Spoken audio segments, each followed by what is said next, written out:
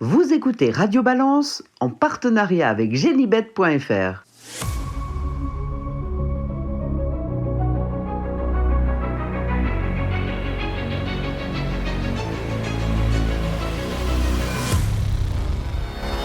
Bonjour, je suis Dominique Cordier, nous sommes tous réunis au Cardinal, 5 place de la Porte de Saint-Cloud, Paris 16e, pour un nouveau numéro de Radio Balance. À mes côtés, Gilles Barbarin. Salut Gilles.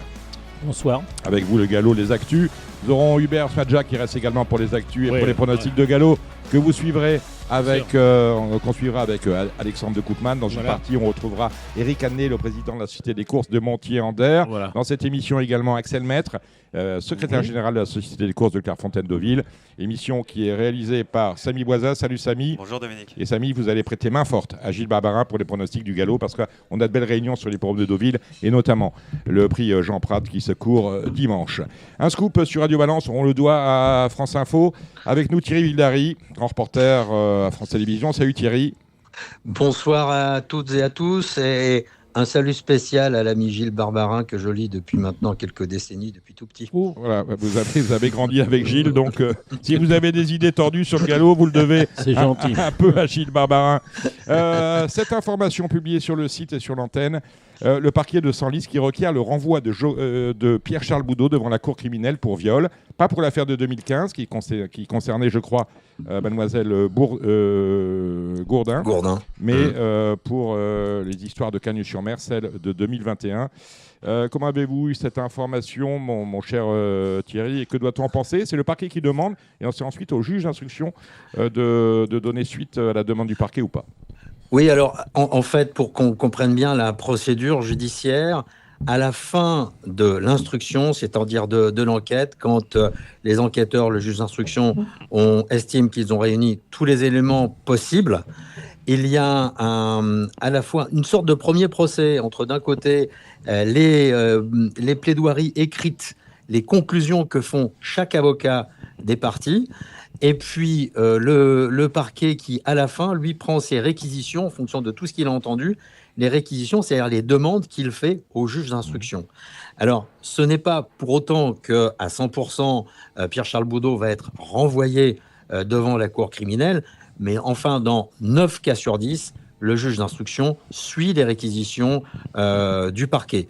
Et c'est le document officiel, donc ces réquisitions, que l'on m'a communiquées ce matin. Ensuite, le juge d'instruction, entre maintenant, disons avant le 14 ou le 20 juillet, les vacances judiciaires, et peut-être à la rentrée courant septembre, disons assez rapidement, le juge d'instruction va décider de renvoyer ou non Pierre-Charles Boudot devant la cour criminelle, qui est l'équivalent des assises, qui est une version un peu allégée des assises, puisqu'il s'agit de 5 juges professionnels et non pas d'un jury qui siégerait dans ce cas-là et qui prendrait le jugement, en fait, qui tiendrait cette cour. Donc, en tenant compte, si j'ai bien compris, en tenant compte des vacances judiciaires, on peut avoir une décision du juge d'instruction pour au plus tard début septembre.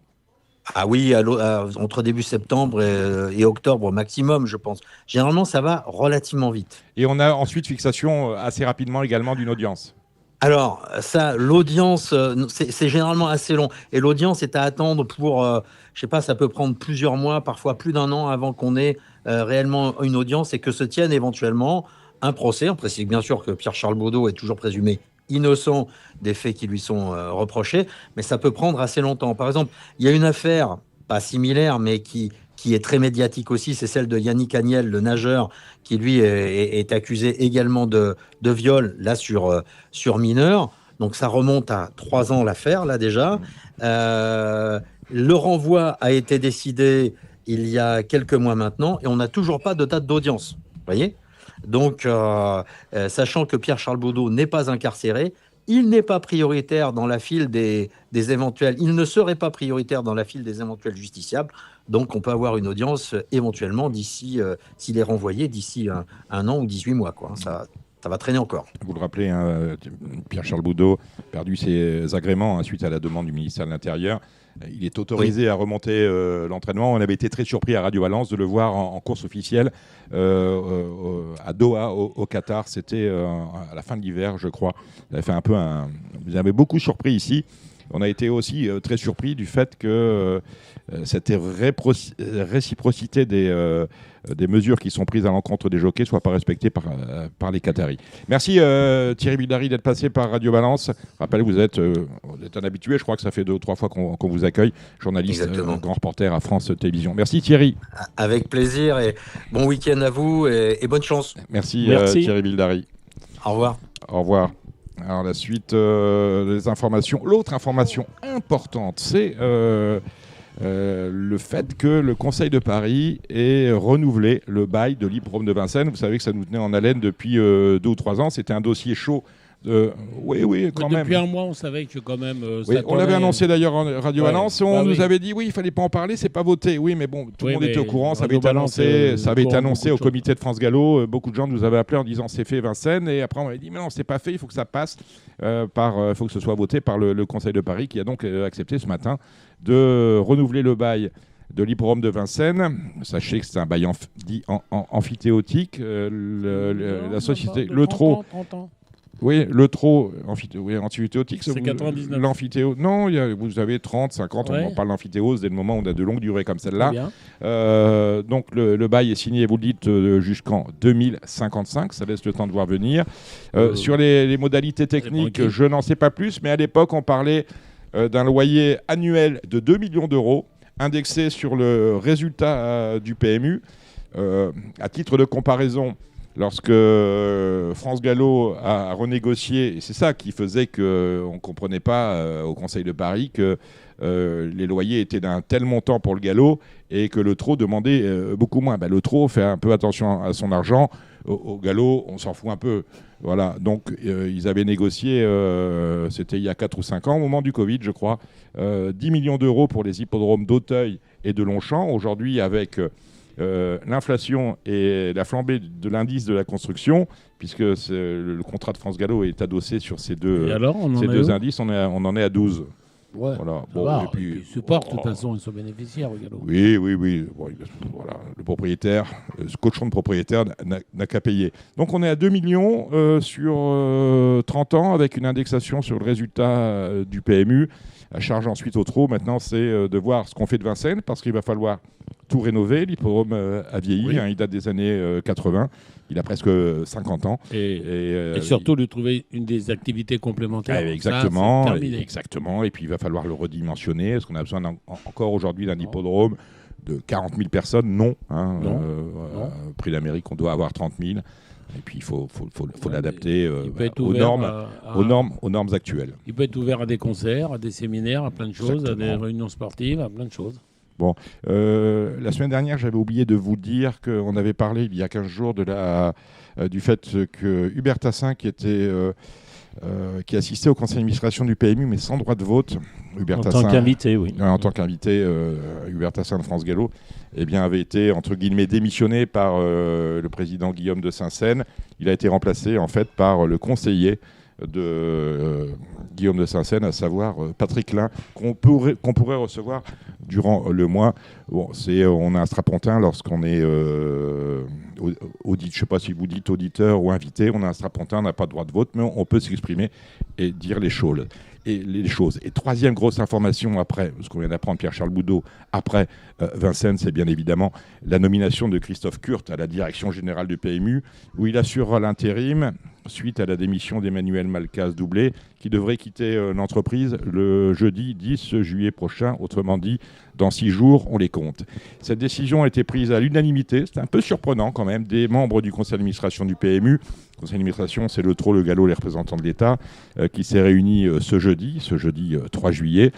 Et un intérim au PMU, ça veut dire quoi ? Parce qu'on le sait, on sait par empirisme qu'un intérim dans l'institution des courses, ça peut durer longtemps. Alors, on a des exemples. On avait Alain Resplandy-Bernard. Vous l'avez connu, Alain Resplandy-Bernard ?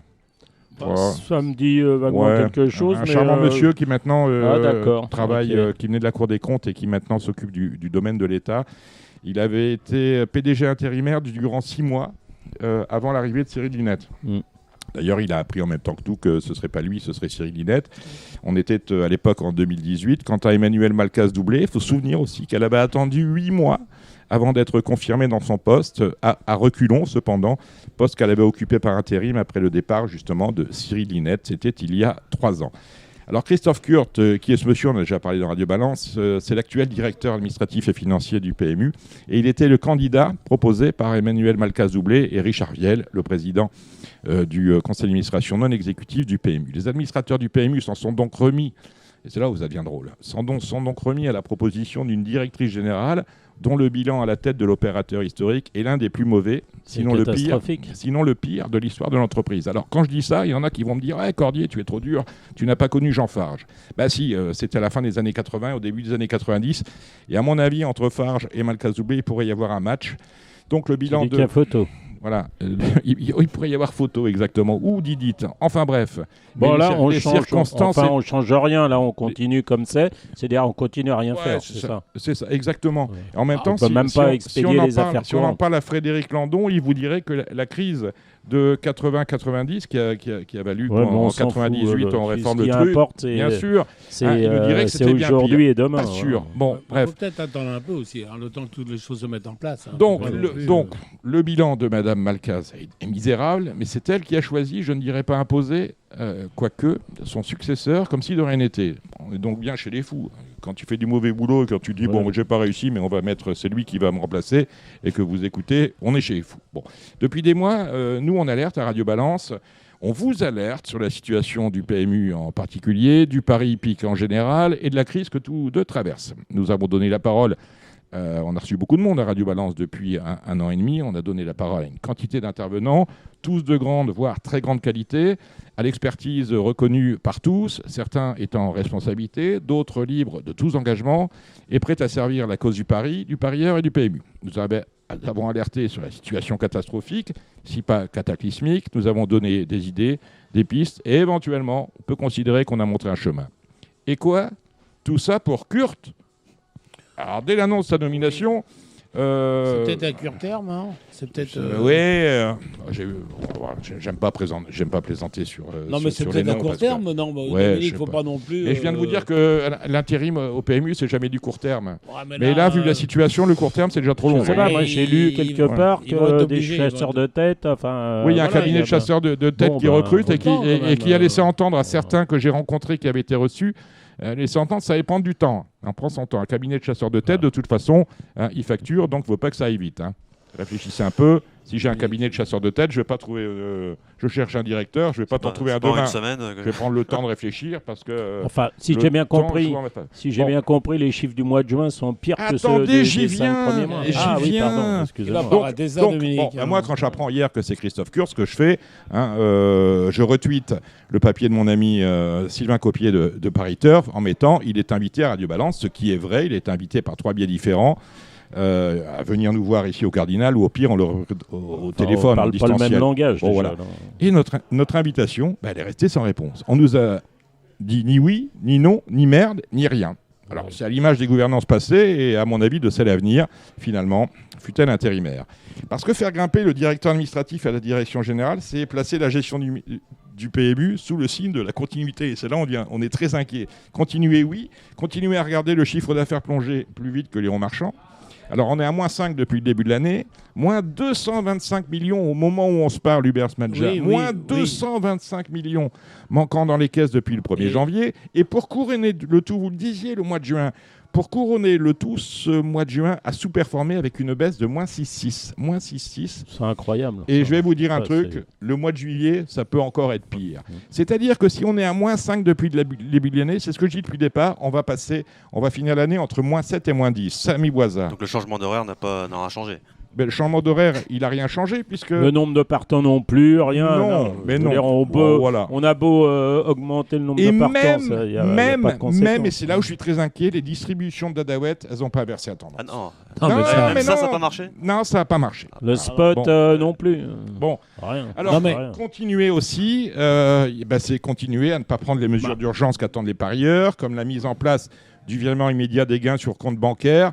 Les mecs, ils en ont marre. Hein, l'outil informatique, il est toujours complètement nul. Au sujet du virement interne, on va arrêter d'en parler. Je vais vous dire pourquoi on va arrêter d'en parler. Parce que quand j'en parle, on me dit ça arrive. Septembre, octobre, novembre, décembre. C'est comme le report. Mais je vais vous dire un truc. Le virement instantané des gains, on s'en tape maintenant. Parce que les gens qui sont intéressés par ça, ils sont déjà partis à la concurrence. Ils ne vont pas attendre que le PMU leur vire les gains. Ils sont allés jouer chez Auteur, parce que chez Auteur, je ne sais pas si vous savez. C'est virement instantané. Ils ne dorment pas. Hein. Et Genibet, Genibet, ça arrive. Unibet, ils ne dorment pas non plus. Bref, personne ne dort, sauf au PMU. Bon.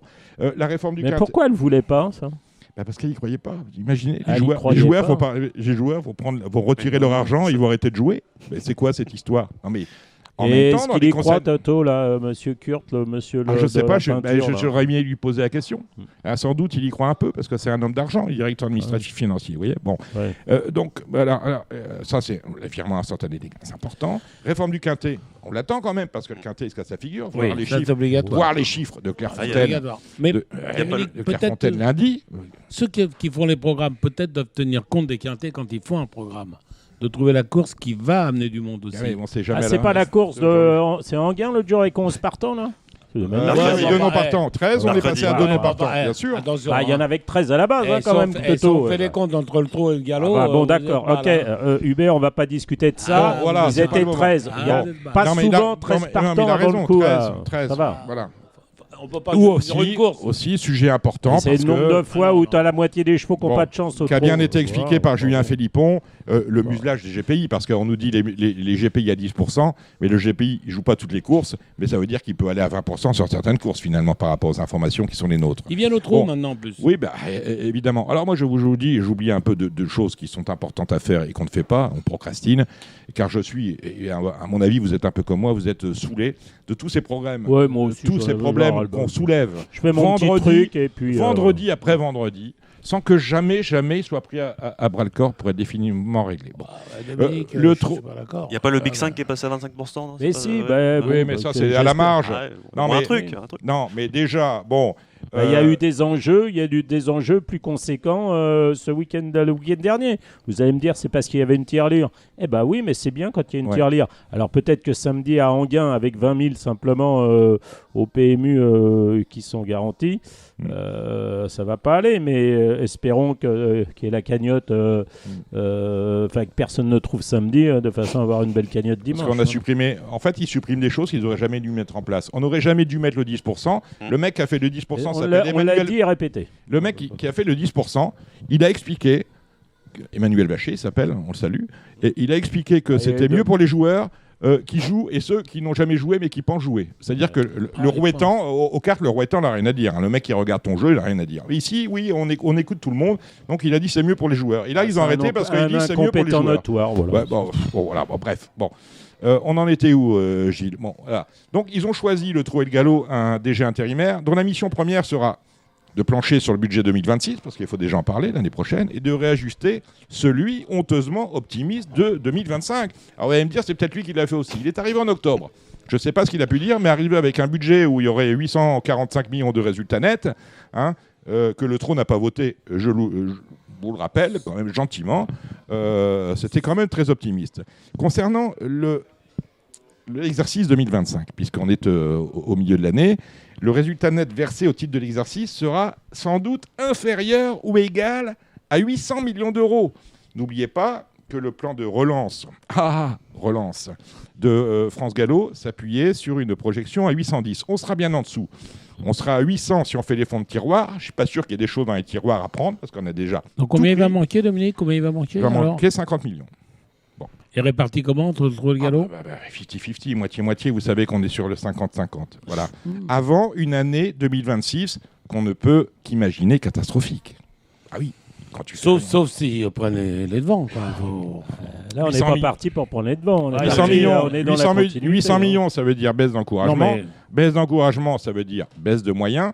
Baisse de moyens, c'est moins de chevaux. Moins de chevaux, c'est moins d'hommes pour s'en occuper, éventuellement. Donc, il y a d'autres systèmes aussi. On est en récession. Parce que dans le pari mutuel, quand une masse gonfle, elle gonfle. Et quand elle baisse, elle baisse. Le plus appelle le plus, le moins appelle le moins. Et nous, le moins. Il va falloir faire des économies de partout. Il n'y a plus rien à économiser. Non, mais si, dans les sociétés au PMU et tout ça, il y a peut-être d'autres moyens de... Tu sais, à un moment donné, c'est assez simple ce qui se passe. C'est que si tu veux perdre du poids, tu fais régime. Et quand tu as perdu tout ton poids, si tu veux encore en perdre, tu t'amputes. Et là, on va être obligé de s'amputer. Non, voilà. mais je pense non, que mais c'est pas très drôle. Il va falloir très honnêtement, quel mauvais signal de la part de nos dirigeants, les dirigeants de l'institution, que d'avoir nommé je pense, Dominique, leur fait grimper d'un rang à leur directeur. Laissons-leur un petit crédit quand même jusqu'en septembre pour voir comment les choses vont évoluer. Septembre. Je pense qu'il faut les laisser. Ils sont dos au mur. Pour chaque semaine qui passe, il va falloir un mois pour nous redresser. Non, mais ils le savent, ils sont dos au mur, là. Ils sont dos au mur. Dos au mur, oui. Dos au mur. De quoi vouliez-vous nous parler, mon cher Gilles Barbarin? Non, moi je voulais adresser mes félicitations au commissaire de Longchamp hier. Ah, très bien. Pourquoi, Gilles? Pourquoi? Je vais vous le dire, cher ami. Dans le prix d'Argence, j'ai été étonné qu'il n'y ait pas d'enquête d'ouverte. Or, ils n'ont pas fait enquête. Mais ils ont fait en gros un flash enquête comme Autreau. C'est-à-dire qu'ils ont appelé les jockeys pour lesquels il y avait eu bagarre dans le parcours, et ils ont sanctionné le jeune Glenn Murray pour de 6 jours. Hein. C'est-à-dire que dans le haut de la montée, Toto il était en 3e épaisseur, il a dit allez je me rentre, et Guyon derrière il a été obligé de reprendre. Après dans la ligne droite il y a eu encore un problème entre Guyon, Glenn Murray et puis un 3e, je crois que c'est Cameron, je crois, qui gagne. Bref, il a écopé de 6 jours de mise à pied. Voilà, donc au moins c'est bien, parce que ça n'a pas retardé le paiement, sachant que de toute façon il n'y aurait pas un changement d'ordre d'arrivée. J'aimerais que ça soit fait à chaque fois, mais bravo à ceux de Longchamp hier. J'aimerais que ça soit fait pour ceux quand le cheval de jeu avait été gêné par un autre concurrent. On avait fait une enquête alors qu'on savait pertinemment qu'il n'y aurait pas de changement d'arrivée. On avait perdu du temps ce jour-là, donc perte de temps, ça veut dire les gens ne peuvent pas toucher tout de suite, ça retarde les paiements. Et donc, ça, c'est pas une bonne chose. Je voulais revenir aussi sur la réunion de Longchamp. On n'a pas d'open stretch, on l'a 2 fois par an. On a le jour de la poule d'essai et on a le jour de l'Arc de Triomphe. C'est dommage, parce que hier, dans le top 5, là, le Prix Garden Party, ils étaient 15, mais il y a un tiers des concurrents qui a pas pu défendre ses chances, parce qu'ils se sont retrouvés derrière des morts dans la ligne droite, et avec un open stretch, on aurait pu, mais bon, c'est trop compliqué, paraît-il. Voilà. Je voudrais aussi revenir, puisqu'on va à Deauville, quand même, on n'a pas eu de course en tournant depuis le mois d'octobre, je crois. Bon, là, on est quand même gâtés, on en a une. Sur gazon. Sur gazon, évidemment, parce que la PSF, on va en bouffer à plus savoir qu'en faire. Alors qu'on vient de pas me dire qu'il n'y a aucune conséquence derrière pour les chevaux qui bouffent de la PSF. Je vous invite d'ailleurs à venir dans les écuries de Deauville demain. Ça va être magnifique, ça va tousser à plus savoir qu'en faire. Donc, une seule course en tournant depuis le mois d'octobre, et c'est le Roland de Chambure où ils sont 6 partants. On va voir si Petcort, ça va aller au bout. C'est très drôle ce que vous me dites sur la PSF en plein été. Ils vont en prendre plein les poumons. Ils en prennent. Ils vont mettre 3 heures. Dès qu'il fait chaud, ils en prennent. Ça va vomir de partout. Et on fait ça, bien évidemment, ils s'en foutent, ils ne savent pas. C'est le week-end Race and Care. On va en parler avec Axel Maître tout à l'heure. Dans pas longtemps, et donc vous voyez c'est mais surtout la piste en gazon, ils vont pas l'abîmer là, ils courent jamais sur gazon. Si tu fais du en tournant, du race and care, eh bien tu mets pas de PSF l'été. Il va le protéger le meeting. Et puis je voudrais aussi signaler que il y a beaucoup de choses qui vont pas bien dans les courses. Par contre les ventes, alors là c'est magnifique. Les ventes Arcana, là ça s'est vendu, il y a des chiens qui se sont vendus une fortune. C'est les courses à 2 vitesses, voilà. Puisqu'on parle des ventes de Deauville qui ont eu lieu, des chevaux d'entraînement, il y a eu des stores. C'était la vente d'été. Voilà, la vente d'été. On peut signaler par exemple que Boniface a été vendu 250 000. Oui. Bon, bon vent On salue Didier Crinck. Voilà, Didier Crinck qui, lui, a vu blocage du compte puisque des entraîneurs, comme Xavier Blanchet, parce que financièrement, comme Tim Dassoir. l'économie est difficile.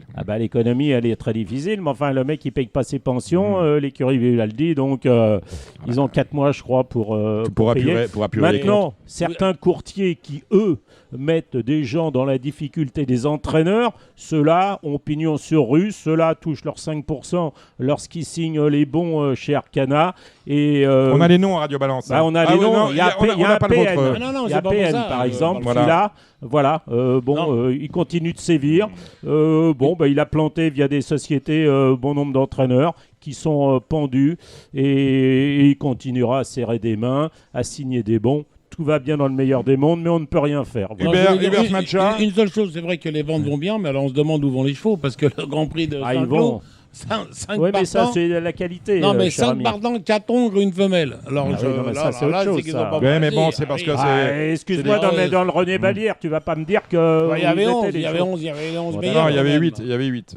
René Vallière avait 8. La course de Jabalpur, c'était combien? C'est pareil. Bon, messieurs, c'est pas le sujet. 4 ongles. C'est pas le sujet. 4 ongles. C'est pas le sujet.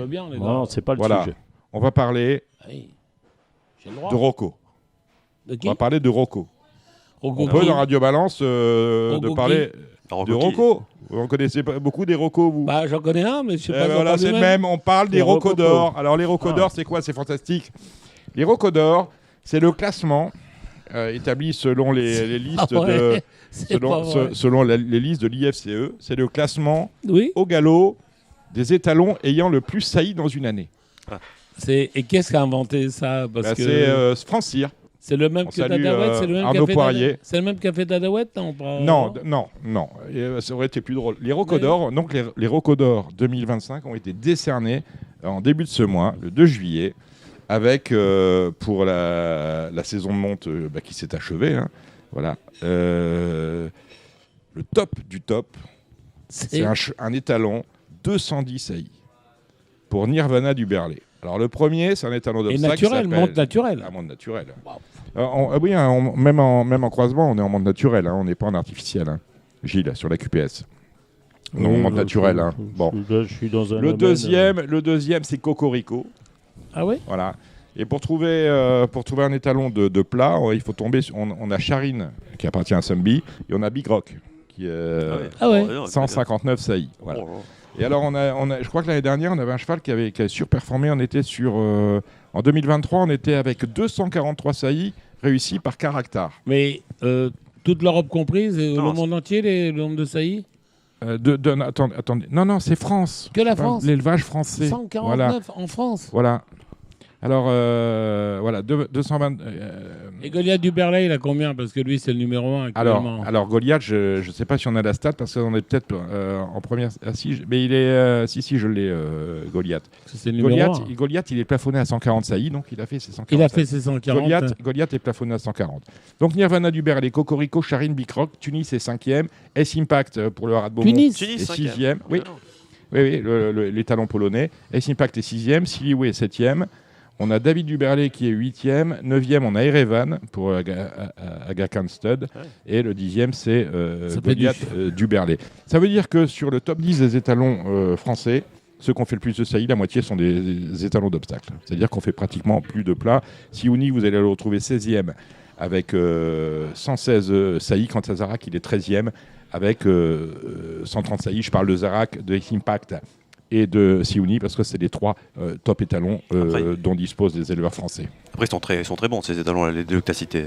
Lesquels? Siouni et Zarak, quand même. Oui, ce sont des étalons confirmés. Mais on a beaucoup de berlets, beaucoup d'étalons d'obstacles. Beau McDowell, on a 97 et on va très loin, parce que on en a exactement 27 qui ont fait 100 et plus. Ça fait du chiffre d'affaires quand même. Ça fait du chiffre d'affaires parce qu'un Siouni, on est à combien à Siouni? On est à 50 ou 60 000. Facile. Zarak, on est cher. On est 40 000 avec S-Impact. Ouais, à mon avis, c'est plus que ça, tout ça. Zarak et Siouni. Je ne sais pas trop les prix. De toute façon, ça nous fait un peu rêver. Les grosses saillies sont faites à l'étranger, Coolmore et compagnie, quoi. Ouais, mais je ne sais pas sûr. On a vendu Wooton Bassett, Voilà. combien enfin, une fortune. Une fortune. On aurait dû Wooton le vendre. Bassett, On aurait dû le garder. Wooton Bassett, qui était un étalon, il s'est fait tout seul. Ils ont acheté 40 millions d'euros. Exactement. Bon, vous savez ce qu'on va faire? On va aller écouter Axel Maître qui va nous parler de l'hippodrome de Allons-y. Clairefontaine.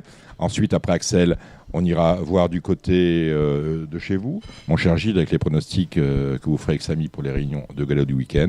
Et on terminera avec Eric Adenet, Montier-Ander, et les pronostics des trotteurs avec vous, Hubert Smadja Merci. et Alexandre de Coupane. C'est parti. Genibet.fr, le meilleur du pari hippique en ligne sur Internet et mobile. Avec nous avant la partie galop, Axel Maître, secrétaire général de l'hippodrome de Clairefontaine. Bonjour Axel. Bonjour Dominique. Alors un peu en avance parce qu'habituellement on te reçoit juste avant le début du meeting d'août. Là j'ai trouvé que la date était bonne parce que demain c'est la journée nationale du Race and Care, la bientraitance équine, et tu es partie prenante de cette opération pour deux sujets. Tout d'abord le Race and Care, et second sujet c'est le fait que l'hippodrome de Clairefontaine Deauville est labellisé Écuresse. Comment tu t'impliques demain dans la journée Race and Care? D'abord, on est très heureux que Agnès Bazin ait sollicité l'hippodrome de Clairefontaine pour cette journée. On a deux actions. On a un live tout au long de l'après-midi au cours de cette journée nationale qui est dédié au bien-être, à la bientraitance du cheval de course. Le but, c'est vraiment, comme tu le sais, de créer sur ce 5 juillet une grande chaîne de mobilisation à travers des multiples publications. Et en ce qui nous concerne à Clairefontaine, on aura 3 axes. La prévention et la sécurité sur les hippodromes, qui est un pilier de la stratégie RSE de la filière. Et on expliquera ce qui a été fait à Clairefontaine depuis globalement 2009. La bientraitance sur un champ de course, c'est-à-dire tout ce qu'on sait faire avec nos vétos, les process, les infrastructures. Même si on ne court que 22 journées par an, c'est 365 jours où on travaille dessus. Et puis après, on dévoilera vraiment tout ce que nous, on met en place, qu'on a mis et ce qu'on va continuer à mettre. Et on a aussi un hippodrome qui est labellisé Écuresse, je le disais. En quoi consiste ce label? Alors souvent, parce que peut-être bon d'expliquer, le grand public, lorsqu'il arrive, lorsqu'il voit le logo Écuresse, mis en place par la fédération, c'est un peu du chinois pour lui. Est-ce que tu sais, de manière très, très simple, nous expliquer à quoi correspond ce label? Alors, le label Écuresse, c'est un label qui a été mis en place par le Conseil des chevaux sous Paul Essartiade. Oui, de Normandie, exact. Et qui, du coup, a pour but c'était dans un premier temps pour inciter les hippodromes à montrer les efforts qu'ils faisaient et 2, graduer ces efforts. Tu as 3 niveaux de labellisation. Tu as le label engagement. C'est je fais un constat et je m'engage à progresser puisqu'il y a 120 critères différents. Tu as le label progression, c'est j'ai déjà fait des choses et il me reste encore à progresser. Et tu as le label excellence où tu réponds globalement à l'ensemble des thématiques qui vont concerner aussi bien l'accueil du cheval, la façon dont tu vas t'occuper du fourrage, où tu vas l'envoyer ensuite, la façon dont tu traites tes pistes, ton arrosage, la façon dont tu gères ton eau, dont tu vas également la laisser à disposition pour les professionnels, etc. Il y a 120 critères différents et c'est important parce qu'on est dans une société où aujourd'hui on a de plus en plus de labels qui se mettent, on le voit avec les normes ISO, etc. Et là c'est un label qui est propre à la filière parce que c'est pas toujours simple de comprendre en fait nos problématiques. Par moment on va dire tiens il y a trop d'eau, alors c'est d'eau, faut pas l'évacuer n'importe comment. Par moment, on va te dire il n'y a pas assez d'eau, il n'est pas question d'ouvrir des robinets. Donc, ça a vraiment pour but d'expliquer au grand public que la filière en règle générale et les hippodromes spécifiquement sont conscients de ce problème et font tout ce qu'ils peuvent pour être vraiment au top. Exactement. Et vous êtes progression, bien évidemment. On est excellence. On a commencé en progression en 2016 et on a été labellisé lors de la renaturation du Marais, donc en 2017 excellence, et on l'a renouvelé 3 fois et on y repasse au mois de novembre. On a pu lire dans Pariteur cette semaine une grande interview de ton président, François Grandcolo, qui nous expliquait un petit peu toutes les difficultés qui étaient celles d'un président de société de course de province, on va dire. C'est le premier hippodrome en termes de PMH. Il y a eu des bruits, on s'était parlé, et ça n'avait pas fait plaisir lorsque France Gallo présentait son plan de relance, qui n'en est pas un, où il avait été envisagé, ou en tout cas dit par certains illuminés, que certains pôles comme Cannes-sur-Mer, Vichy et Clairefontaine-Deauville pourraient éventuellement perdre des courses de galop. Il n'en est pas question, Axel. Alors aujourd'hui, la question, si elle concerne l'interview de Paris Turf, c'est la relance du PMH. Sur ce sujet-là, c'est un sujet sur lequel nous travaillons depuis 2 ans globalement, parce que lorsque le Smart Turf est sorti, on a pensé que c'était une excellente idée, mais la problématique qui était que les personnes devaient se connecter via le Wi-Fi de l'hippodrome a fait que ça a été une complication qui a pu conduire à un petit échec.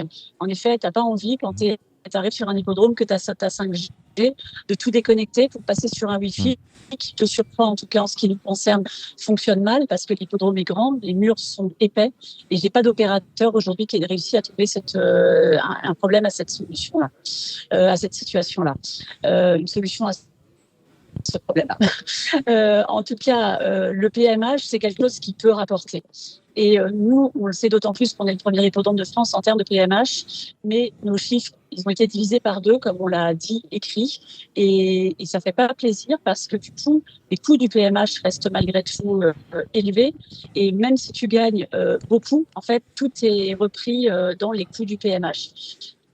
C'est pour ça que depuis 2 ans, globalement, avec Jérôme Carus, quand il était encore là, et maintenant avec Timothée, moi, je leur ai proposé un plan en une dizaine d'actions, une quinzaine d'actions pour relancer le PMH.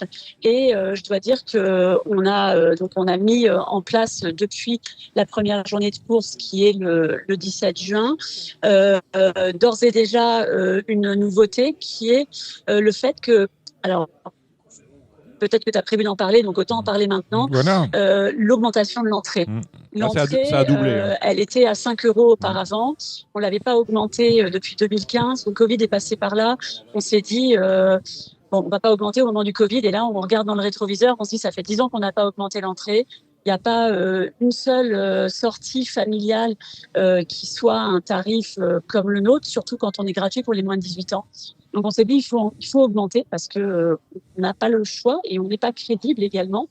Et donc on a décidé de passer à 10 €.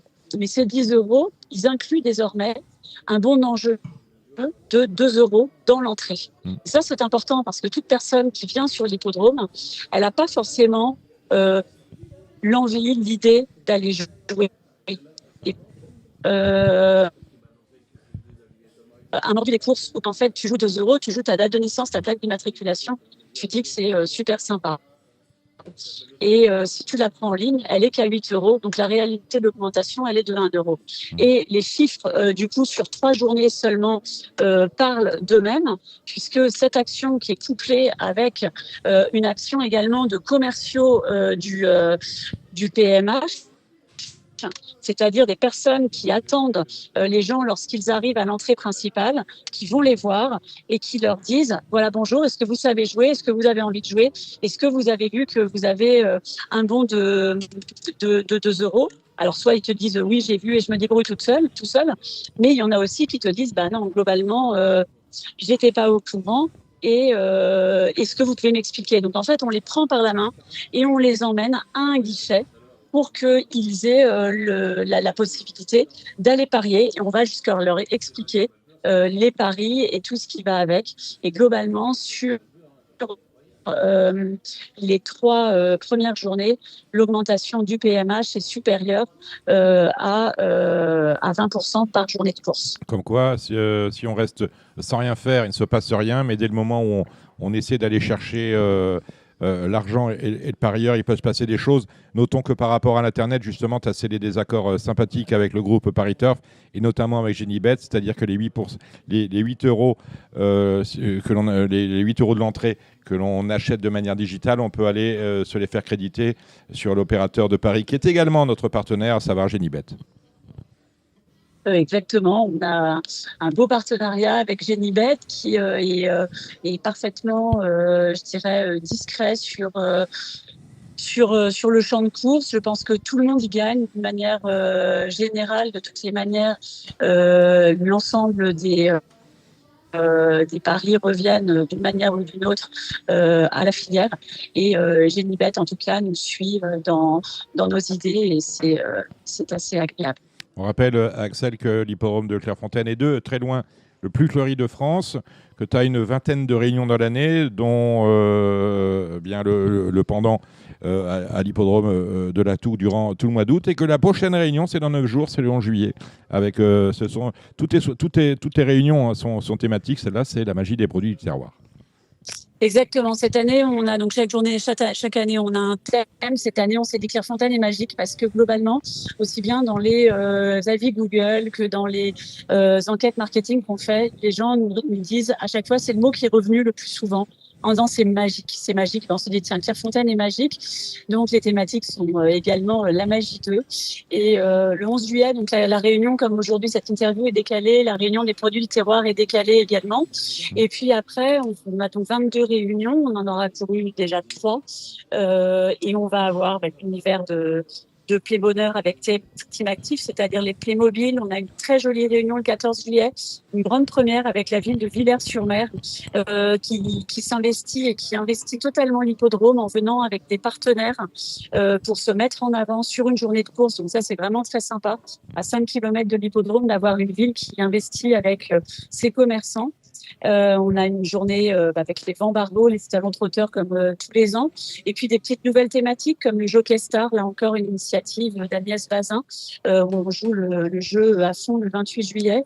Et puis en termes de nouveautés, je dirais que vraiment à regarder ce fameux week-end du 8 août, où on courra le 8 août avec Garten on the Beach, qui est la boîte de prod de Orson de Royer-Dupré, qui organise le samedi et le dimanche 2 jours de show musical absolument exceptionnel. Donc ça, c'est vraiment très sympa que Clairefontaine soit retenu en même temps le théâtre de ces 2 journées qui devraient se jouer à guichet fermé. Avec une saison qui prendra fin le 24 octobre. Merci Axel Maître d'être passé, comme chaque année, sur Radio Balance. On se retrouve... Gilles Barbarin, vous aviez une question ? Ah non, je sais pas, non. Non, il faut aussi dire qu'il y a un nouvel écran géant aussi. Il y a un nouvel écran géant. Ouais, on me dit, parce qu'il y a des gens qui étaient à Clairefontaine hier. Vous avez En tout cas, il a l'air meilleur. Je sais pas Bravo Gilles, merci. Oui, complètement. C'était ça aussi, c'est une nouveauté. On l'a fait pour le pari également parce que c'est important que les parieurs puissent avoir les cotes. Et puisque Gilles, tu remarques cela, tu as dû remarquer aussi des petites charrettes oranges qui se baladent. Tout comme Stéphanie Nigueux nous l'a expliqué, membre de notre comité, il y a des prises de paris en direct devant la piste en Angleterre. Eh bien, on met ça en place cette année. Il y en avait une pour le moment, il y en a 4 à partir de la semaine prochaine. C'était important d'avoir un écran géant. Le dernier était de 2009. On s'était dit que s'il tenait 2 ans, ce serait vraiment génial.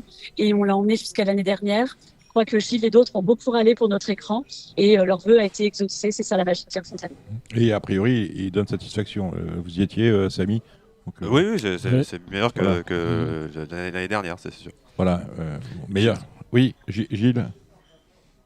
Oui, donc pour le Wi-Fi, c'est compliqué alors. C'est les murs. Le Wi-Fi, c'est que les murs ont une épaisseur qui n'est pas du tout dans les normes. On a beau mettre des antennes relais à chaque fois, elles n'arrivent pas à relayer. On tente encore une nouvelle solution là, mais ça semble être très... Petit rappel, Axel, la Société des courses du Pays d'Auge est propriétaire du site ou vous êtes locataire ? La Société du Pays d'Auge est propriétaire de 40% de son site. D'accord. 60% appartenant à la ville d'Auge. Ok, très bien. Et donc pour l'application Smarturf, parce que c'est un sujet chez nous. Oui, c'est un sujet parce qu'on a reçu Lambert Carus. Moi, j'ai essayé sur des différents hippodromes de province comme Senon, comme Châteaubriand, comme je sais plus Saint-Brieuc, je crois aussi. J'avais des gros problèmes, moi, pour me connecter avec Alors, l'application Smart Turf. en théorie, aujourd'hui, tu n'as plus de problème puisqu'il y a eu une innovation il y a un an qui est que désormais, tu te géolocalises sur ton Oui, mais téléphone. alors, j'ai peut-être un problème. Moi, on m'a dit qu'avec les iPhones... C'était un peu moins agile sur c'est mieux avec un Android. Oui. Non, Gilles, viens me voir à la prochaine réunion. Je vais venir te voir vendredi parce que j'ai essayé de voir Monsieur Bordas, j'ai essayé de voir... Enfin bon, eh bien, viens me voir, je viens te voir vendredi parce que j'aurai un partant vendredi et en principe... Je te mettrai entre les mains des charmantes hôtesses des commerciaux du PMH et on réglera ton problème. Merci beaucoup. C'est mieux des commerciaux du PMH que des hôtesses parce que sinon il va en penser à autre chose. Merci Axel d'être passé par Radio Balance. À très vite. Au revoir. Au revoir. Avec Genibet.fr, vous aurez toutes les infos pour faire votre papier, vous pourrez profiter des meilleurs rapports en jeu simple et surtout, vous ferez la différence avec le Super Top 5, le meilleur des paris sur la course événement. Eh bien, écoutez, après cette page rafraîchissante, direction Deauville avec les galopeurs, on va faire cette rubrique chronologiquement. Nous parlerons de Deauville samedi, de la Teste, la Teste samedi et dimanche, on ira principalement sur les ports de Deauville avec la belle réunion, celle du Jean Prat. Belle réunion de ce mois de juillet au galop. Comment vous jugez la réunion de samedi, Gilles Barbarin ? Faut allumer le micro, Gilles. Faut allumer le micro, Gilles. Il y a un bouton. Ils sont tout neufs. Voilà, on. On, c'est ouvert et off, c'est fermé. Et si vous laissez au milieu, ça bug. C'est une réunion intéressante. Voilà, très bien. C'est une réunion du samedi avec de l'alimentaire quand même. Ouais. Bon, et merci à nos amis chevaux de supporter la PSF. Oui. Bon, alors quand même... On le redira tout à l'heure quand même. Dans les actualités. On va le redire. Les actualités, il y a des choses et j'ai des scoops. On va commencer par la plus belle de la Réunion, c'est bien évidemment la Listed, le prix Yakolev, les 2 ans opposés sur le kilomètre. Bah oui. On va commencer par la plus belle, par la 7e, évidemment. On a un Z4 ordre, la qualité est au rendez-vous. Un top 4 ordre, la qualité est au rendez-vous. Il y a de l'anglais et ça va aller vite. Je vous laisse animer cette rubrique trop, mon cher. C'est pas trop. Cette rubrique galop, mon cher Samy, avec Gilles Barbarin. Bien évidemment, ce sont les galopeurs. Allez, à toi, Samy. Pendant ce prix Yakovlev, Gilles, tu as vu l'As Afjan à Scott. Qu'est-ce que tu en as pensé de sa 6e place ? Qui courait très bien. D'accord, est-ce que c'est ton favori alors ? Oui, ça va être un favori un peu de toute la France, mais c'est un favori logique s'il tentait qu'il ait récupéré de son déplacement, parce qu'il avait été impressionnant quand même lors de sa victoire dans le Prix d'Orgemont. À Chantilly, oui. Et puis, voilà, après l'autre jour, c'était pas la même catégorie de chevaux, donc c'est mon favori. D'accord. À qui pour l'associer dans le top 4 ordre, par exemple ? Je sais pas trop. Je dirais peut-être le 3 Kelani, qui a beaucoup de vitesse, parce que là, c'est 1000 mètres. On demande de la vitesse. Moi, je dirais le 3 Kelani, qui vient de gagner à Dieppe, après avoir effectué de bons débuts à Saint-Cloud. Donc... c'est un fils de Goken et de Dizibidzu, qui était une petite pouliche, mais qui avait beaucoup de vitesse. Donc voilà, ça sera mon 2e après derrière à chacun des siens. Pour revenir à ta règle des 1P, c'est à 2 ans, à 3 ans, c'est pareil pour toi ou il y a Non, 2 ans, je c'est sais peut-être pas, un peu j'avais moins... pas des bruits extraordinaires. Ouais. Enfin, j'avais des bons bruits sur le 8 Jeudix, mais j'avais pas des bruits non plus. Je suis pas sûr que ce soit un grand lot, la Reine Blanche. Voilà. Et le Catwatin a bien gagné dernièrement, mais je sais pas trop encore ses lignes. C'était, je sais plus quel hippodrome. C'était à Lingfield. Bon, vous avez plutôt bien gagné, mais c'est vrai que là, ça paraît quand même très bien. On commence avec cette première. Le prix de Tancarville, c'est des inédits, Gilles, 1200 mètres, des poulains. Est-ce que tu as entendu quelque chose ou alors juste gros papier comme ça ? Non, je n'ai rien d'extraordinaire. Après, il faut regarder ceux qui ont des engagements dans le Morny. Je crois qu'il y en a 3. Donc, de mémoire, c'était le 8, ça c'est sûr. Après, je ne sais plus lequel. C'est peut-être le 3. Le Collery. Je sais pas, mais il faut vérifier. Voilà. C'est le Collery, oui. C'est le Collery, c'est ça. Bon.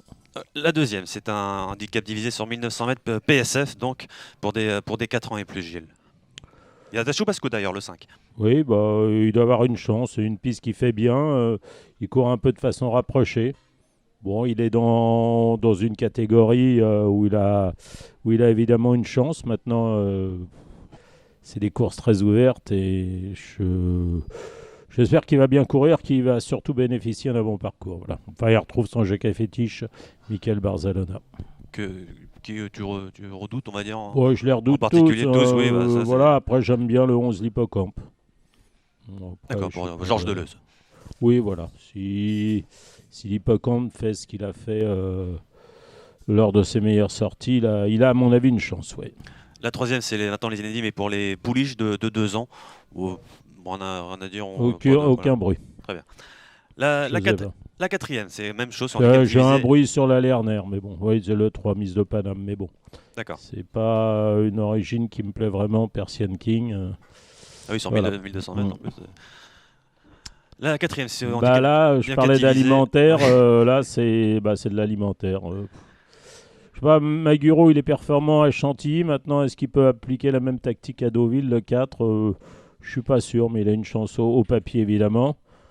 Pourquoi pas le 13 Queen's Angel, pourquoi pas la Stortola, mais je suis pas un grand fan de cette course-là. En tout cas, moi, c'est pas trop ma course, non. La cinquième, c'est une listette sur 1200 mètres pour des 3 ans, le prix Kistena.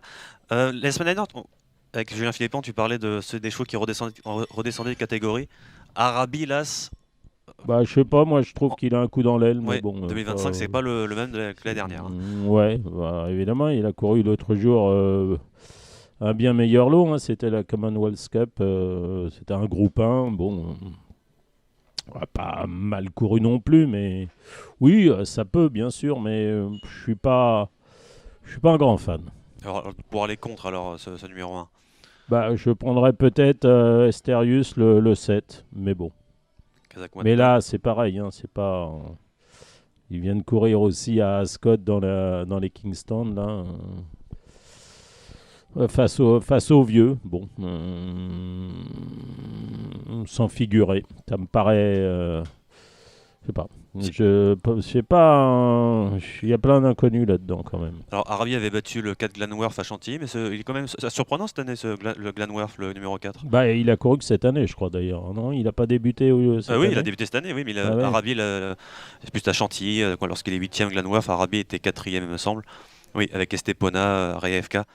Il y avait Daytona qui était 6e aussi. C'est la seule fois où il a attaqué Listad et il a montré ses limites ce jour-là. Après, évidemment, il vient de gagner un handicap, il est en forme. Pourquoi pas une place, ouais. Et le Karl Burke, alors avec Sam James, le 6, bon, je sais pas, c'était pas non plus. Comme ça, il monte de catégorie. Maintenant, il a couru un gros handicap l'autre jour. Il a terminé 4e. Un cheval qui avait gagné auparavant à Leicester. Le deuxième a gagné à Doncaster. Le troisième a gagné à Newmarket. Donc voilà, la ligne semble-t-il assez bonne. Maintenant, en valeur, il doit être en dessous. La 6e, c'est encore ce handicap divisé, mais là c'est un peu plus haut, c'est 35,5 le top weight, Gilles. C'est la première épreuve. Je crois, oui. Beaucoup de chevaux qui aiment Deauville, qui ont montré de la qualité à Deauville. Il y a Liseo, alors tu n'es plus dessus le 4, mais qu'est-ce que tu peux nous en dire?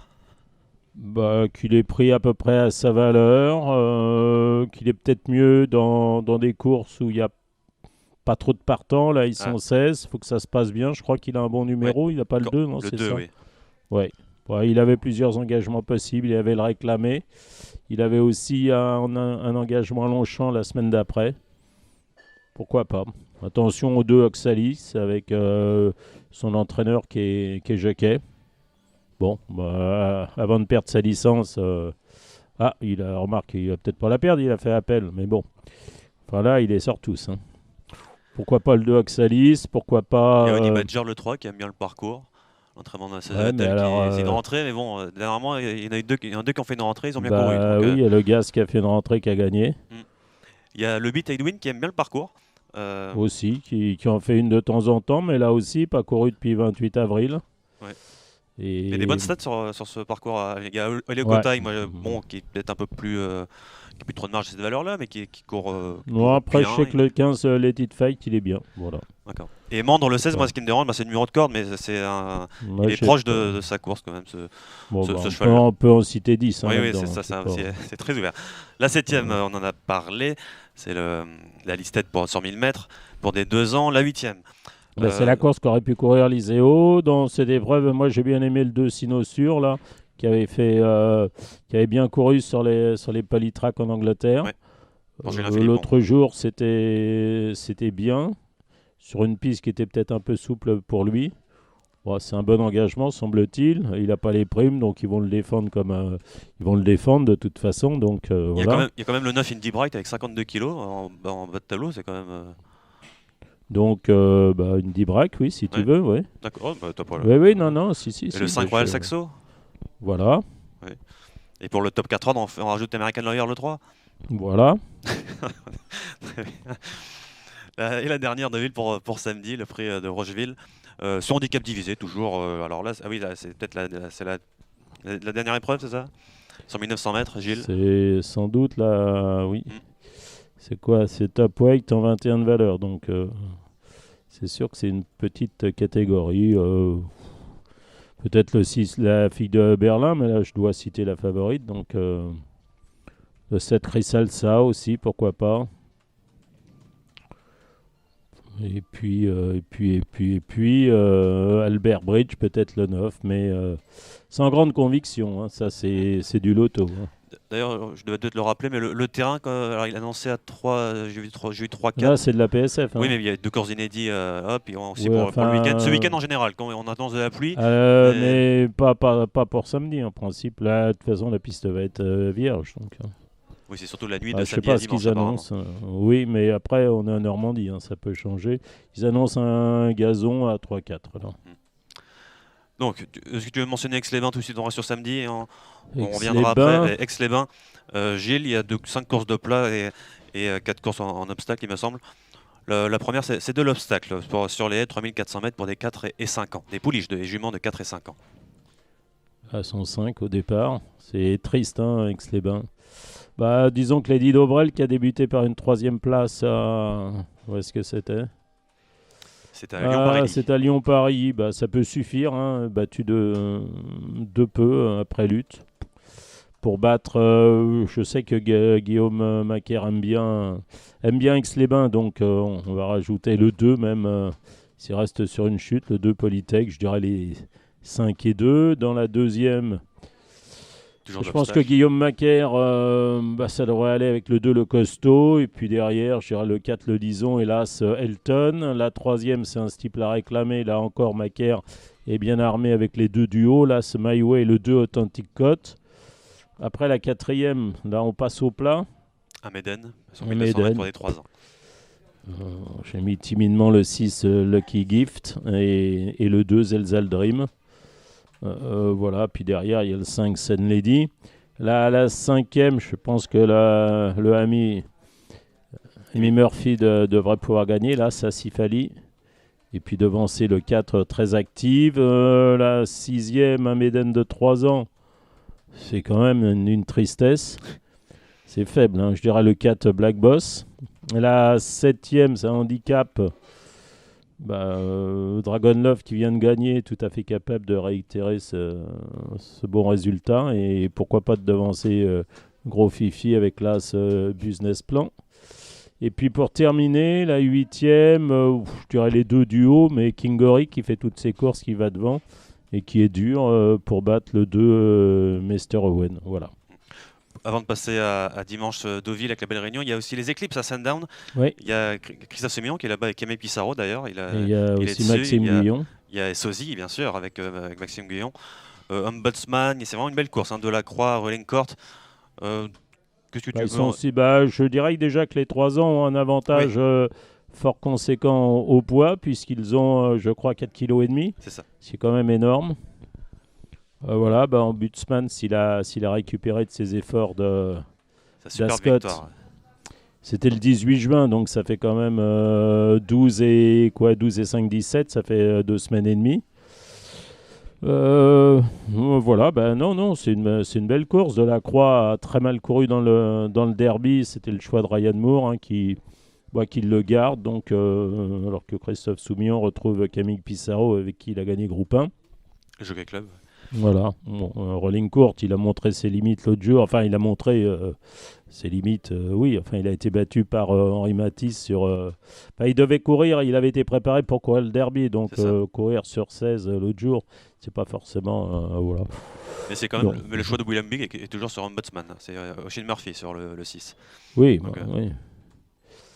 C'est-à-dire qu'Ombudsman, il a fait belle impression l'autre jour. Voilà, s'il a récupéré et s'il a... Après, il faut faire un choix entre les vieux et les 3 ans. Voilà. C'est vrai que c'est une course qui, dernières années, est plus pour des 3 ans tout de même. Hein. Et les King George, ça sera plus tard, ça c'est plus pour les 4 ans. Les Sussex aussi, c'est fin du mois. Ça doit être le 30 ou 31 juillet à Goodwood. Voilà. Avec Phil Lovegold. Ouais. Voilà, c'est samedi, c'est une belle course. C'est à 16h30, il me semble, cette course-là. Donc voilà, pour les Eclipses à Sandown. Dimanche, c'est la belle réunion à Deauville, Gilles, avec le Jean Prat, avec des listés, des groupes, un groupe 3. Et pas énormément de partants. Non, et bon, il y a le Super Top 5, c'est à 15h15, la 3e. Le prix de la place Morny, c'est une ligne droite, il y a de la ligne droite ce dimanche. 1600 mètres. C'est-à-dire que les courses en tournant, il n'y en a qu'une. Il y a le Roland de Chambourg qui est avec 6 partants. Il n'y en a pas eu en avril quand on a fait la réunion du 8 avril. Il n'y en a qu'une ici. Par contre, en tournant, on a de la PSF, plus savoir qu'en faire. Donc, on en reparlera peut-être tout à l'heure dans les actualités, mais bon, c'est un peu casse-couille quand même. Il faudra attendre le mois d'août. Je crois qu'on n'a pas couru sur la piste en gazon, la piste en tournant depuis le mois d'octobre. Oui. Donc, elle ne va pas être fatiguée. Hein. Voilà. Bon, bref. Peut-être la réunion en novembre. Ça, c'est le choix du programme de vouloir courir sur la PSF. Ça fait chier tout le monde, mais c'est comme ça. Et après, on va me dire, oui, il y a des partants, ils en veulent. Bah oui, mais ils n'ont pas d'autre chose à courir. Donc, exactement. Voilà. Il y aurait autant de partants sur le gazon. Donc le prix de la place Morny, Gilles, c'est sur une ligne droite, 1600 mètres pour des 4 ans et plus. J'ai beaucoup aimé Westminster Night la dernière fois. Ces deux dernières courses sont vraiment très bonnes, le numéro 4 pour Henri Alex Pantal. C'est assez ouvert quand même, il y a plusieurs possibilités. Ça fait partie des possibilités, oui. J'ai la même chance que le 5 We Rock the World à peu près. Qui lui fait bien la ligne droite, ça c'est une certitude. L'autre, c'est un point d'interrogation. Voilà. Il y a Tortis-Ambert le 3 qui est il va bien gagner son quintet à un moment celui-là, non, Tortis-Ambert. Tortis-Ambert, il a gagné un quintet. Oui, mais dernièrement, et chaque fois c'est il a gagné un quintet. Peut-être il a déjà gagné. Un top 5. Je ne sais pas s'il en a déjà gagné. C'est souvent le favori, il est 3e avec. Je ne suis pas sûr qu'il en ait gagné. Hein. Justement, il va bien en gagner un jour quand même. Ce qui est sûr, c'est qu'il sera mieux sur la ligne droite et avec ses aises, parce qu'à chaque fois, il est pris. Il est à chaque fois dans la gelée de coin. Donc, court 200 mètres à chaque fois. Il sera mieux 16 ligne droite, à mon avis, que 14 avec 16 partants sur la nouvelle piste de Longchamp. Est-ce que le numéro de corde, pour toi, c'est important, la ligne droite de Deauville ? C'est des wagons, il faut voir. Je ne vais pas trop regarder les places à la corde. Il a l'as Tortis-Ambert, c'est pour ça que je pose la question. Ça dépend. Ça dépend s'ils choisissent de faire 2 pelotons, un peloton. Donc, je maîtrise pas la chose. Donc 3, 4, 5. Il y a aussi, faut mentionner Contentious Sol, le numéro 9, qui est très très bien couru la dernière fois. C'était avec Michael Barzona à Longchamp, deuxième d'un quintet, d'un top 5. Alors Sinclair, le 10, qui est maintenant à 2 courses dans les jambes en 2025. À ne pas oublier. Est-ce qu'il y a d'autres que tu veux citer ou pas ? Il y en a plein. On peut prendre le 14 Pertusato qui fait bien la ligne droite aussi, qui est en pleine forme. Divine Krishna était beaucoup trop loin la dernière fois dans le même quintet, justement, avec Contentious Sol. Et a bien couru, c'est une bonne 7e place en quelque sorte. Voilà. Et Chiaro me pose problème. Ce cheval-là, je crois qu'il n'aime pas le terrain lourd. C'est un fils de Guignol, mais dès qu'il y a terrain lourd, avant, il n'aimait que ça. Oui, mais depuis, bizarrement, il n'avance plus sur le terrain lourd. Alors que c'est vraiment un bon cheval. Bon. Qu'est-ce que rien à rajouter pour ce quintet, Gilles ? Non. Très bien. La première, il y a 8 courses au programme. La première, c'est le prix du Rollo de Chambure. Une Nisten, 1400 mètres, Gilles, pour des 2 ans. C'est la course avec tournant, donc c'est ça. C'est la seule course avec tournant, oui. Oui. Le 3 Nighttime sera sans doute favori. Est-ce que c'est le tien ? C'est une course qui est très dure.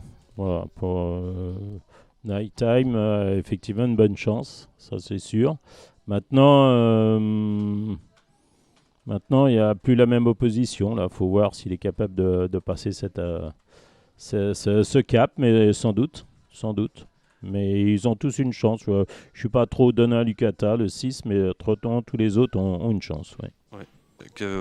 Comment tu pourrais... Il y a un top 4 hors, j'imagine, dans cette course-là. Là, ça a bien gagné l'autre jour, Ikoto Fetsi. Là. Oui.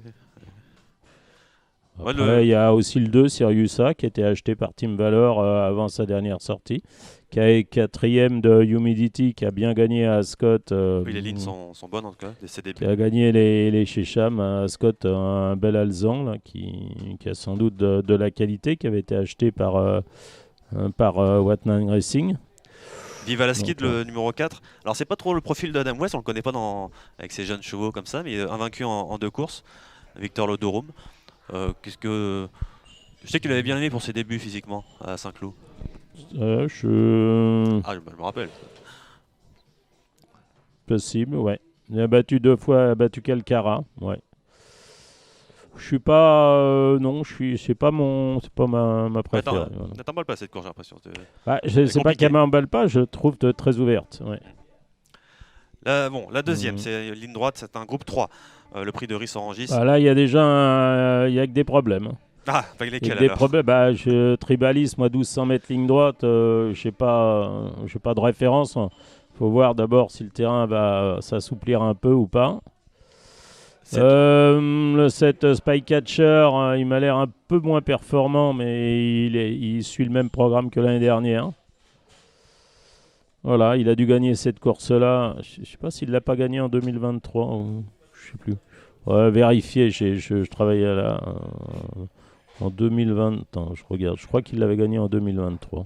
En tout cas, je vois Spycatcher, il a une chance, mais il y a plein de... Il l'a couru l'année dernière, il était 7e dans cette course-là. Il a dû donc faire mieux l'année d'avant, en 2023. Non, le truc un peu marrant, c'est Batouane qui fait souvent bien Deauville, voilà, le 6. Et Beauvatier, sa course de rentrée, t'as pas emballé? Non. Si, enfin, il va être très joué, Beauvatier aussi. Hein. Il a une chance, bien sûr. Ouais. En tout cas, oui, Tribalis, c'est vrai que ces deux échecs, en quelque sorte, dans sa carrière, c'est sur la ligne droite de Deauville. 1200 mètres ligne droite, je n'ai pas de souvenir de... Non. Et c'est des vrais échecs, en plus. La troisième, on en a parlé, c'est le prix de la Passe Morny, c'est le Super Top 5. La quatrième, c'est le prix Amandine, c'est une listette sur 1400 mètres. La ligne droite pour des pouliches de 3 ans. Gilles, est-ce que le Gouffran sera ta favorite numéro 2? Est-ce que Gouffran sera ma favorite? Oui. Je vois un peu les 3 du haut. Ça va être à mon avis les 3 favoris. Le 2 Gouffran, là, Skerkila. Puis le 3 Mondura qui rentre, qui n'a pas couru depuis sa 6e place de Newmarket, je crois. Voilà, mais qui avait montré les moyens l'an passé. Voilà, je suis plus 2 As 3, voilà. Ouais. La 5e, c'est le prix Jean Prat, c'est le groupe 1 de la journée, 1400 mètres pour des 3 ans. J'aime bien Cosmic Year, le 3, l'entraînement d'Harry Charlton, le Kazakh de Phil Love Gold. D'ailleurs, c'est le seul à l'avoir battu. Voilà, on l'a battu dans les Guinées irlandaises et c'est sans doute un vrai bon cheval. Donc, et puis je rajouterais le 2 Shadow of Light de l'entraînement de Charlie Appleby, qui avait bien couru dans les Guinées de Newmarket et qui ensuite pas démérité l'autre jour, mais qui s'est contenté de la 5e place sur peut-être une distance un peu courte. Il est passé de 16 à 12, c'est pas le même sport. Voilà. Après, il y a plein de possibilités. Il y a là ce Maranoa Charlie, il y a le 5 Watchona, pourquoi pas. 5 Watchona. De Lion Winter, comment? J'en sais rien, moi. Oui, je parle pas de... C'était le meilleur 2 ans l'année dernière, mais il a eu un gros problème de souci de blessure pendant l'hiver. Ouais. Et donc ça a complètement... il a couru le derby. Voilà. Ouais. Il n'a pas très bien couru dans le derby. Donc voilà, donc tu as dit plutôt... Là, il est raccourci. Le 3 et le 2 sont tes... oui, je suis plus 3 et 2. Ouais. La 6e, le prix Goldikova, c'est une listette. J'aime bien là ce Bright Thunder qui a de bonnes lignes, voilà, parce que les lignes avec Crimson Advocate qui a gagné l'autre jour un groupe 2 à Ascot, voilà, c'était bien. La 2e place derrière Spiritual à Epsom, c'était bien. Donc à mon avis, ça doit suffire pour pourrait-elle arriver d'une telle course. Ouais. Qui peut-on ajouter derrière pour, si on veut jouer il y a le 11 Pinta qui a gagné pour sa rentrée, qui a pas de métier encore, mais qui a l'air d'avoir de la qualité, puisqu'elle a battu Greyman l'autre jour. Et voilà, elle n'avait pas couru depuis 1 an. Donc, elle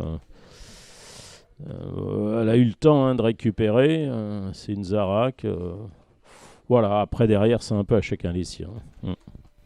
Il y a Henri de Bromette qui est dans la course. Rubis from Burn. Oui, il y a Sharina, pourquoi pas, le numéro 6 pour Yago Likely va sans doute progresser sur sa rentrée numéro 7 pour des jeux combinés. La 7e, c'est une ligne droite, c'est la deuxième épreuve du handicap. Du handicap, le prix de la Fontaine-Morny cette fois-ci, toujours des 4 ans et plus, Gilles, sur la ligne droite.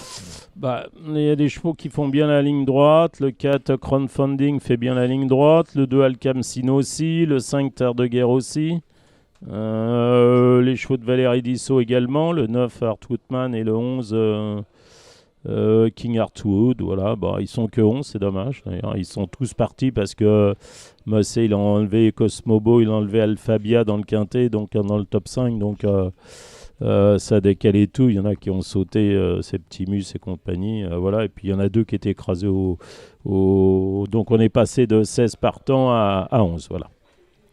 Et la dernière, le prix de la Lorette, c'est un handicap pour des 3 ans, cette fois-ci sur la ligne droite, 1200 mètres, Gilles. Il y a le 8 T-Win qui sera sans doute le favori. Il y a aussi le 9 Evans qui sera aussi très joué. Voilà, après, je rachèterais bien le 6 Alreya.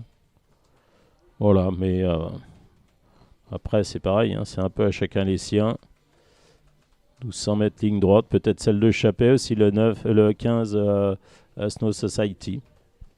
Une possibilité parmi tant d'autres. À noter qu'Emma Titt, elle les avait elle les avait déjà, les œillères australiennes, donc bof. Voilà. Voilà pour la réunion de ville du week-end du galop. Dominique. Nous avons terminé. Terminé. Messieurs, vous avez été fantastiques. Je vous écouterai comme nos auditeurs avec beaucoup d'intérêt. Allez, on va passer maintenant, on va aller voir les trotteurs. On va commencer avec Eric Adnet, qui est le président de la Société des courses de Montier-en-Der. Avec Genibet.fr, vous aurez toutes les infos pour faire votre papier, vous pourrez profiter des meilleurs rapports en jeu simple et surtout, vous ferez la différence avec le Super Top 5, le meilleur des paris sur la course événement. Allez, la partie trop, dans quelques instants, on retrouvera vous, Hubert Smadja, Horse Trading, 10 €, et Alexandre de Koopman. Et en attendant, l'événement de ce week-end au trot, j'insiste là-dessus, c'est dimanche au trot. Je serai avec Guillaume Covès, qui est le président de Radio Balance, présent sur l'hippodrome de Montier-en-Der. Ouais, vous venez, Hubert ? Si vous m'invitez, avec plaisir. Non, on ne vous invite pas. Non. Vous paierez le train comme tout le monde. On n'est pas là pour ça. Et j'ai le plaisir à accueillir le président de la Société des courses hippiques de Montier-en-Der. C'est Eric Adnet. Salut Eric. Salut Cordier. Bon, je l'appelle Eric, il m'appelle Cordier, c'est un code entre nous. C'est cordial, quoi. Voilà, c'est exactement cordial, c'est exactement ça. Eric, démarrage de la saison sur les chapeaux de roue finalement, on va dire, ce dimanche.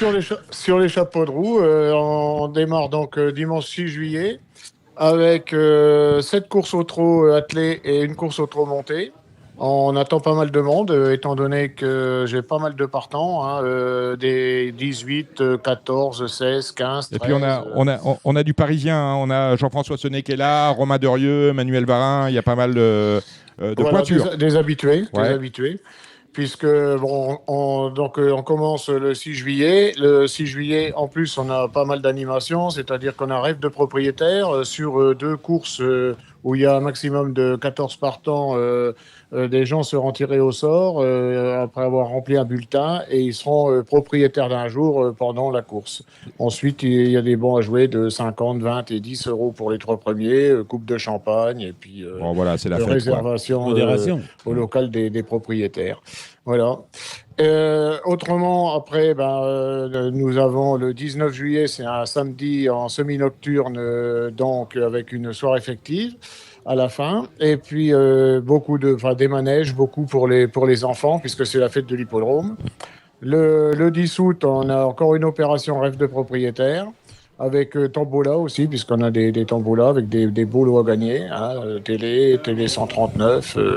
Et puis, l'apothéose, donc l'apothéose, c'est le trophée vert. Avec le trophée Bien vert, sûr. Le trophée vert, voilà. Bah, dites-moi, je vous interromps, Eric, c'est la dernière étape du trophée vert avant la finale à Cran. C'est toujours comme ça, à Montier-en-Der. Alors, ça fait quelques années que le classement n'est pas trop établi, donc on a toujours les 5-6 premiers. Bon, cette année, on voit que chacun gagne son étape, puis on a toujours des plateaux relevés. Et puis à Montier-en-Der, Feinstein-Bourbon a débuté en gagnant. Exactement, mais en battant Velinkash. En battant Felinkash. Voilà. C'était Qui aurait dit et Philippe Allard n'a pas compris. Il dit comment ça se fait que je suis battu. Il a compris après. Après, oui. Il a compris. Après, mais sur le coup, il n'a pas compris. Il a bugué. Mais après, il a compris. Il a compris. C'est la magie des courses. Dites-moi, Président. L'association des courses typiques de Montier-en-Der a 175 ans, a été. C'est une vieille société. On a longtemps couru au galop chez vous. Maintenant, le galop, c'est fini. Oui, alors 176 ans, le 175e, c'était l'année dernière. Et 20 ans du Trophée Vert aussi à Montier-en-Der. Ça fait en 2004, on discontinue depuis 2004. Donc on avait du galop, on avait aussi steeple et puis obstacle. À l'époque, l'obstacle s'est arrêté parce qu'on n'avait pas beaucoup de partants et puis il y avait des problèmes d'arrosage avec le 8. Et puis au galop, c'est pareil. Maintenant on a l'arrosage avec un puits automatique, mais ce qu'il y a, c'est que le dernier virage était quand même assez dangereux. Oui. Et donc on est tout trop. Et on est passé tout trop avec puisque Vesoul a arrêté, puisqu'on recevait Vesoul, on les a reçus pendant 4 ans. Ils n'ont pas trouvé d'hippodrome, donc au bout d'un certain temps, l'hippodrome est dissous. Et donc, j'ai échangé des courses de galop avec Wissembourg et puis Vittel, et puis en récupérant des courses de Vesoul, ce qui fait qu'on a toujours 5 journées. Génial, super, fantastique. Une belle équipe de bénévoles autour de vous. Il y aura du monde à peu près 2000 personnes. Surtout, je vous remercie de m'accueillir dans votre émission pour Montier-en-Der et puis ses bénévoles. Je vous remercie de nous accueillir, Guillaume Covès et moi, dimanche, bien évidemment. Ça sera un grand plaisir d'avoir été choisi par vous. Ça sera vraiment un grand plaisir. Vous avez parlé de... On a déjà communiqué. J'ai vu, oh là là. Et ce sera annoncé, le président sera annoncé sur RTL dimanche matin. Et dites, Dominique, il a parlé de Vesoul, une pensée pour notre ami Vincent Dupas. Oui, Vincent Dupas. Salut Vincent qui viendra peut-être, il ne sait pas encore, il a arbitré la boxe ou pas. Si, il est chaud, il nous attend. Il nous attend, super. Merci, Président. Et puis le président Guy Bonaventure aussi. Guy Bonaventure, qu'on salue bien évidemment. Que je reçois tous les ans, puisque je fais toujours un prix de Vesoul. Super. Merci, Président Adé, d'être passé par Radio Balance. Nous, on se voit dimanche. Vous allez écouter religieusement les pronostics pour les réunions de trot de ce week-end avec vous, Hubert Smadja et Alexandre de Koopman. Merci, Président. Merci beaucoup. Allez, bonne soirée à vous. Merci beaucoup. Merci encore. Allez, les pronostics du trot, c'est parti avec vous, Alexandre de Koopman. Salut, Alex. Bonjour, Dominique. Bonjour, tout le monde. Et Hubert, vous êtes avec nous, bien évidemment. Hubert Smadja. Merci. Horse Trading, 10 €. 2 €. Oui, on vous envoie la facture, Radio Valence, faut pas croire. Je crois que je vais changer de... Non, je vais changer de coach, je crois. Prenez un agent. Prix de la Manche, c'est le Z5, le super top 5 de ce samedi sur l'hippodrome d'Anguien. Prix de la Manche, 2875 mètres, 2 échelons de départ, groupe 3, course européenne. Très très belle course. Alexandre de Koopman avec un cheval à battre, c'est Orchestro qui ne tient plus dans sa peau. Eric Raffin lui a d'ailleurs préféré d'autres belles montres qu'il aurait pu avoir dans la course. Oui, c'est vrai, Orchestro, depuis qu'il a son petit bonnet fermé, depuis qu'il est confié à Eric Raffin, il est vraiment transcendé. Les chronos étaient excellents à chaque fois. Il marchait 11 sur les 2008 de la grande piste, il rendait la distance déjà. Ce sera encore le cas. On sait qu'à Anguin, c'est encore peut-être plus dur qu'à Vincennes. Mais il performe en piste plate, donc aucun souci. Moi, je le vois poursuivre sur sa lancée, même si c'est pas un péno, mais c'est quand même une très bonne chance. La seule chose qu'on peut lui opposer finalement, c'est qu'il débute étrangement sur la piste de Soisy, mais cela devrait bien se passer. Je vous le disais, Eric Raffin avait d'autres possibilités dans la course. Il aurait pu aller driver un King Opera ou éventuellement une Kyrielle, mais surtout un Ibi Kidwell, très décevant en dernier lieu, qui sera associé ici à Alexandre Abrivard. Lui aussi, en valeur, c'est l'un des meilleurs de la course. Après, décevant, ils ont quand même fait très très fort, Dominique. Je pense que ce jour-là, Ils ont quand même vraiment craché très très fort dans la descente, donc s'il était allé au poteau dans ces conditions, il aurait été décevant. un des favoris du d'accord. Prix d'Amérique. Donc oui, après peut-être qu'ils ont fait trop fort ce jour-là, en tout cas. Ah bon, lièvre. Bon, décevant parce qu'il a terminé 7e du prix René Ballière remporté par Jabalpur devant Go On Boy, mais décevant parce que 7e, ça veut dire dernier classé. Donc oui, c'est une déception quand même, on va pas dire... Oui, c'est sûr que le résultat il doit être décevant pour l'entourage, mais c'est vrai que la physionomie de la course fait que le cheval avait quand même des excuses à faire valoir. Après, est-ce qu'il va avoir récupéré de cette sortie-là? Ça, c'est autre chose. Voilà, c'est un petit doute. Moi, c'est pour ça que je l'ai mis 8e, parce que j'ai un doute là-dessus. Jean Govici, numéro 10, sera très joué parce que l'engagement est de premier ordre, un cheval qui s'est compté juste à la limite du recul, associé à Gabriele Angel Poupou, en lieu et place de Benjamin Rochard, absent de la course. Est-ce qu'on peut l'envisager pour la gagne, ce Djangovici, Alexandre?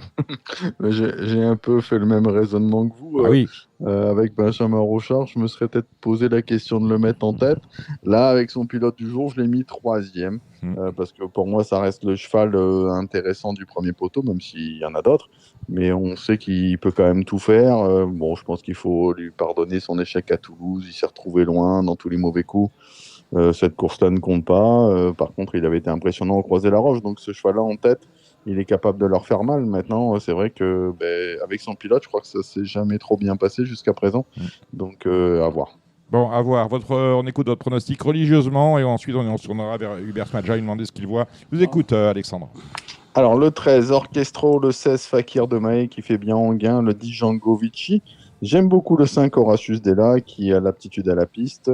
Le 3, Kyriel. J'ai tenté le 8, Isno Goudaem, qui était la note en dernier lieu. C'est vrai. Le 4, Kingo Pera. Et en 8, j'ai mis le 14, Ibiki Doual. J'aurais pu mettre le 15, Crack Time Atou. Voilà, c'est assez ouvert après derrière. On ne sait pas où on en est avec Crack Time. Hubert. Ouais, mais moi, je ne l'aurais pas laissé tomber. Je ne pense pas. Crack Time, c'est quand même un gagnant de groupe 1. Faut pas rigoler, je pense pas qu'ils viennent là pour visiter. Après, chez Garato, on n'a pas mis un vert. Hein. Quand on est chaud chez Garato, on met un vert, là on a mis un orange. Bon. C'est un cheval un peu quand même compliqué, en 25 mètres, il peut pas mettre un vert. Mais je pense que il va pas taper loin. Et ben voilà. Et la longue ligne droite d'Anguien va l'avantager parce que c'est un excellent finisseur, un cheval qui vient de derrière. Il n'a pas le choix ici puisqu'il rend à 25 mètres. Très bien. La première, c'est un prix de série pour des 3 ans, des 4 ans, des poulies chargées de 4 ans n'ayant pas gagné 34 000. Catégorie assez moyenne, on est sur la distance. Première course à 13h23 ce samedi. La bouteille à l'encre, Alexandre, ça commence. Ouais, j'ai tenté le 4, un Lee Pastar, qui s'est imposé pour son essai plaqué devant et déféré des postérieurs à Cherbourg. Elle le faisait avec une certaine marge, donc pourquoi pas rééditer pour ses premiers pas en région parisienne. Je lui associe le 9, Lady Starlight, qui a réalisé une bonne rentrée ici même. Et le 6, l'étoile de Roche, qui est allégé des antérieurs et confié pour l'occasion à Eric Raffin. Mon cher Hubert. Moi j'aime bien sûr le 9, Lady Starlight, et puis Lutte de Cosse, le numéro 8, parce que je pense que Sébastien Baud, c'est un pilote qui est sous-employé. Ah, Sébastien Baud. L'école Lévesque, l'école de Pierre Lévesque. Ouais, je pense qu'il va pas taper loin. Un driver qui avait arrêté le métier, je crois qu'il s'était lancé dans le transport routier, finalement il est revenu après ses premières amours. Je sais pas, mais parenthèse dans sa carrière. Il est très adroit. Oui, très adroit. On salue Sébastien Baud. La deuxième, prix de série encore, au monté, des 4 ans n'ayant pas gagné 90 000. Là on a de la qualité avec Lolo du vélo pour le compte de Jean-Luc Bijon. Ouais, ça va être le favori logique. Il vient de devancer bon nombre de ses rivaux du jour à Vincennes. Il était plaqué. Là, on défère des 4 pieds pour la première fois. Donc, on se dit que si le déferrage paye, il peut tout à fait s'imposer dans cette épreuve. Je lui oppose quand même le 6, un Lucifer d'Orphée, qui a compromis ses chances au départ en dernier lieu. Le parcours était plutôt correct derrière. Attention, s'il part au trot, c'est quand même un client. Hubert ? Moi, j'aime bien sûr, le cheval de monsieur... de M. Grimaud, il marche sur l'eau. Le 8, Grimaud, oui. Il a mis un émoji vert, il a le petit Lilian Bertin.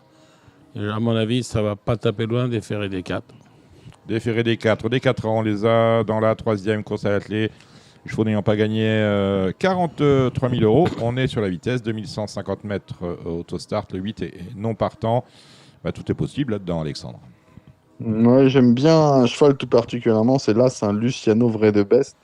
Déjà parce qu'il est magnifique ce cheval-là. Il a montré sa vitesse à plusieurs reprises. On a la première fois Johan Le Bourgeois sans sulky. Il est déféré des 4 pieds. Le 1, je pense que c'est pas du tout un problème pour lui. Donc il aura ma préférence. Derrière, c'est assez ouvert. Je vais quand même citer le 5, l'Icar Somoli, qui vient d'être acheté aux ventes à Arcana. Là. Voilà, j'étais dessus, mais j'ai été un peu court ce jour-là. Il reste sur une victoire sur le parcours. Il le faisait quand même très bien. Après, il peut peut-être manquer d'une vraie course. Le 2 Lombardo de Loup, qui est bien garé avec le numéro 2 derrière la voiture. Il vaut assurément un lot de ce genre. Hubert. C'est un peu nébuleux.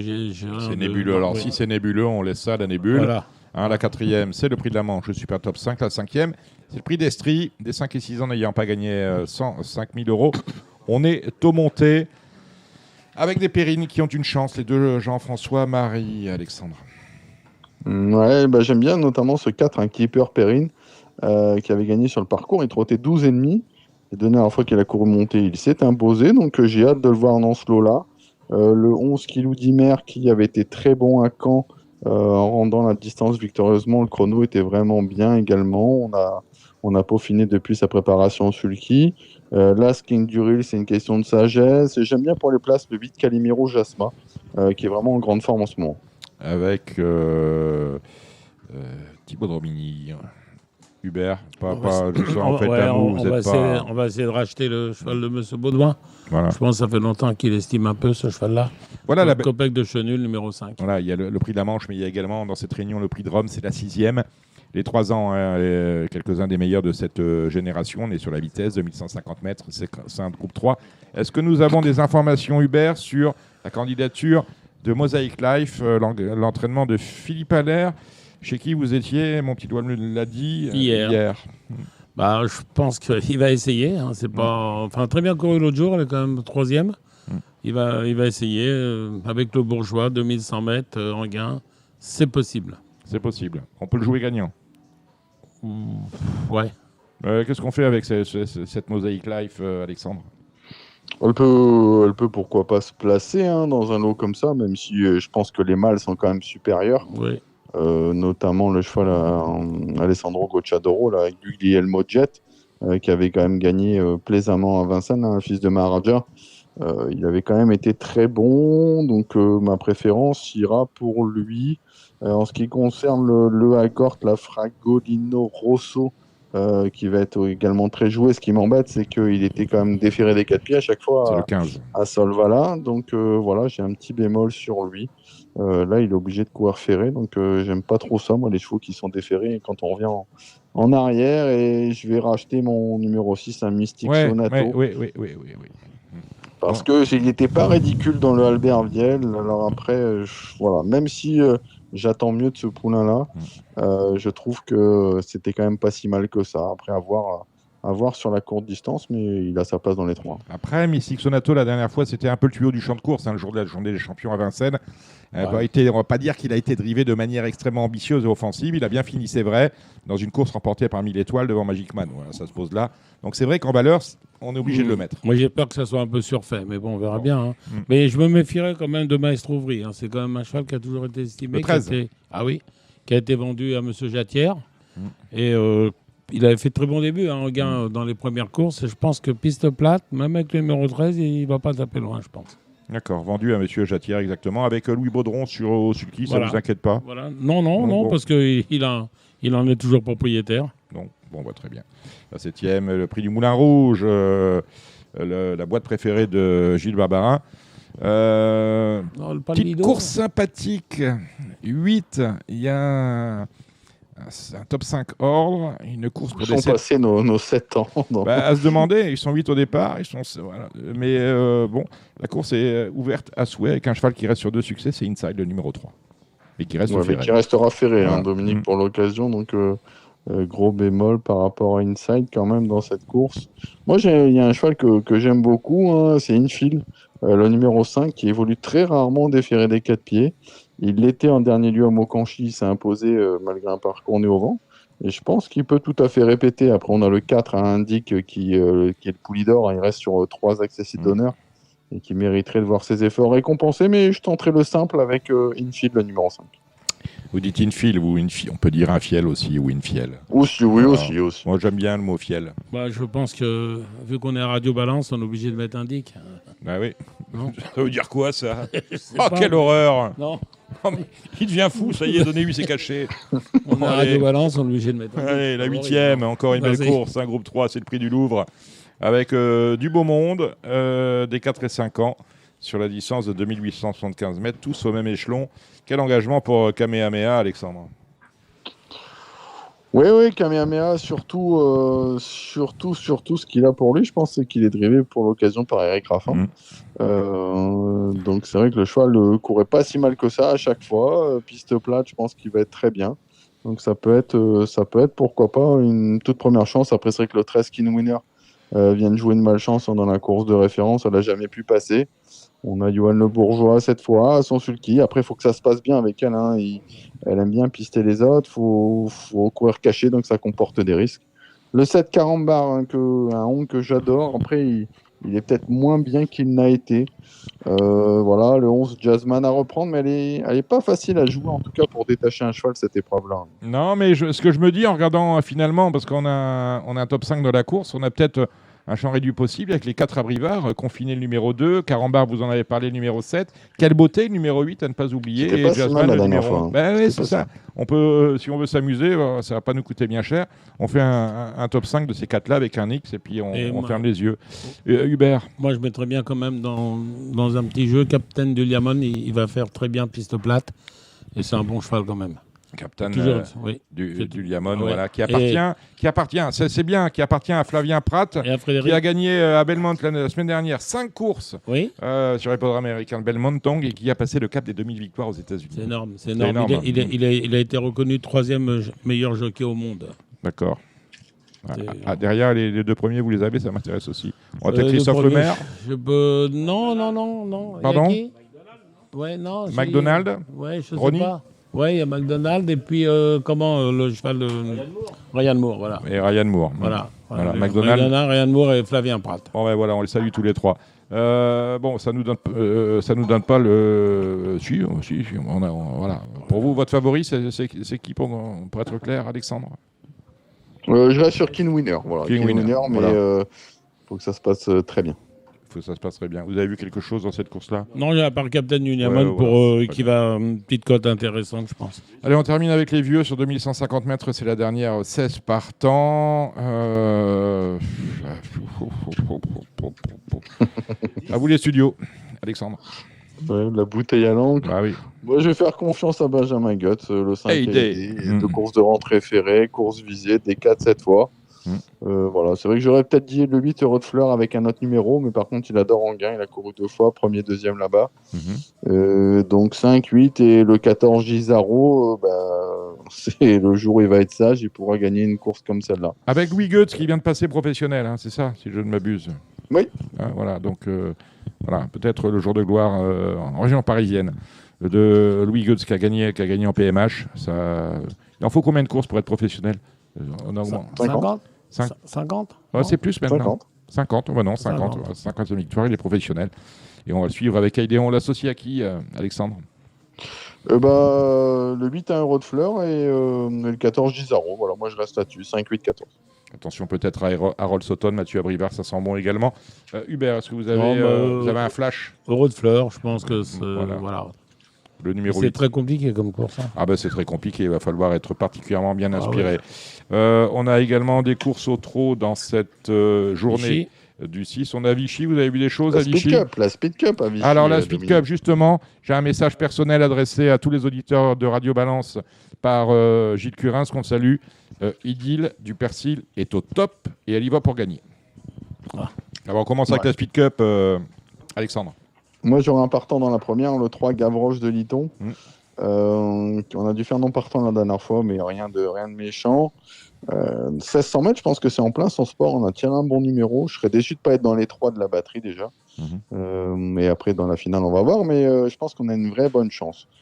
Le 10 Glamour Yomin, qui a été très fort la dernière fois, je pense qu'il est très bon encore plus sur la vitesse. Donc attention. Le 5 Harmonie la nuit, qui adore Vichy.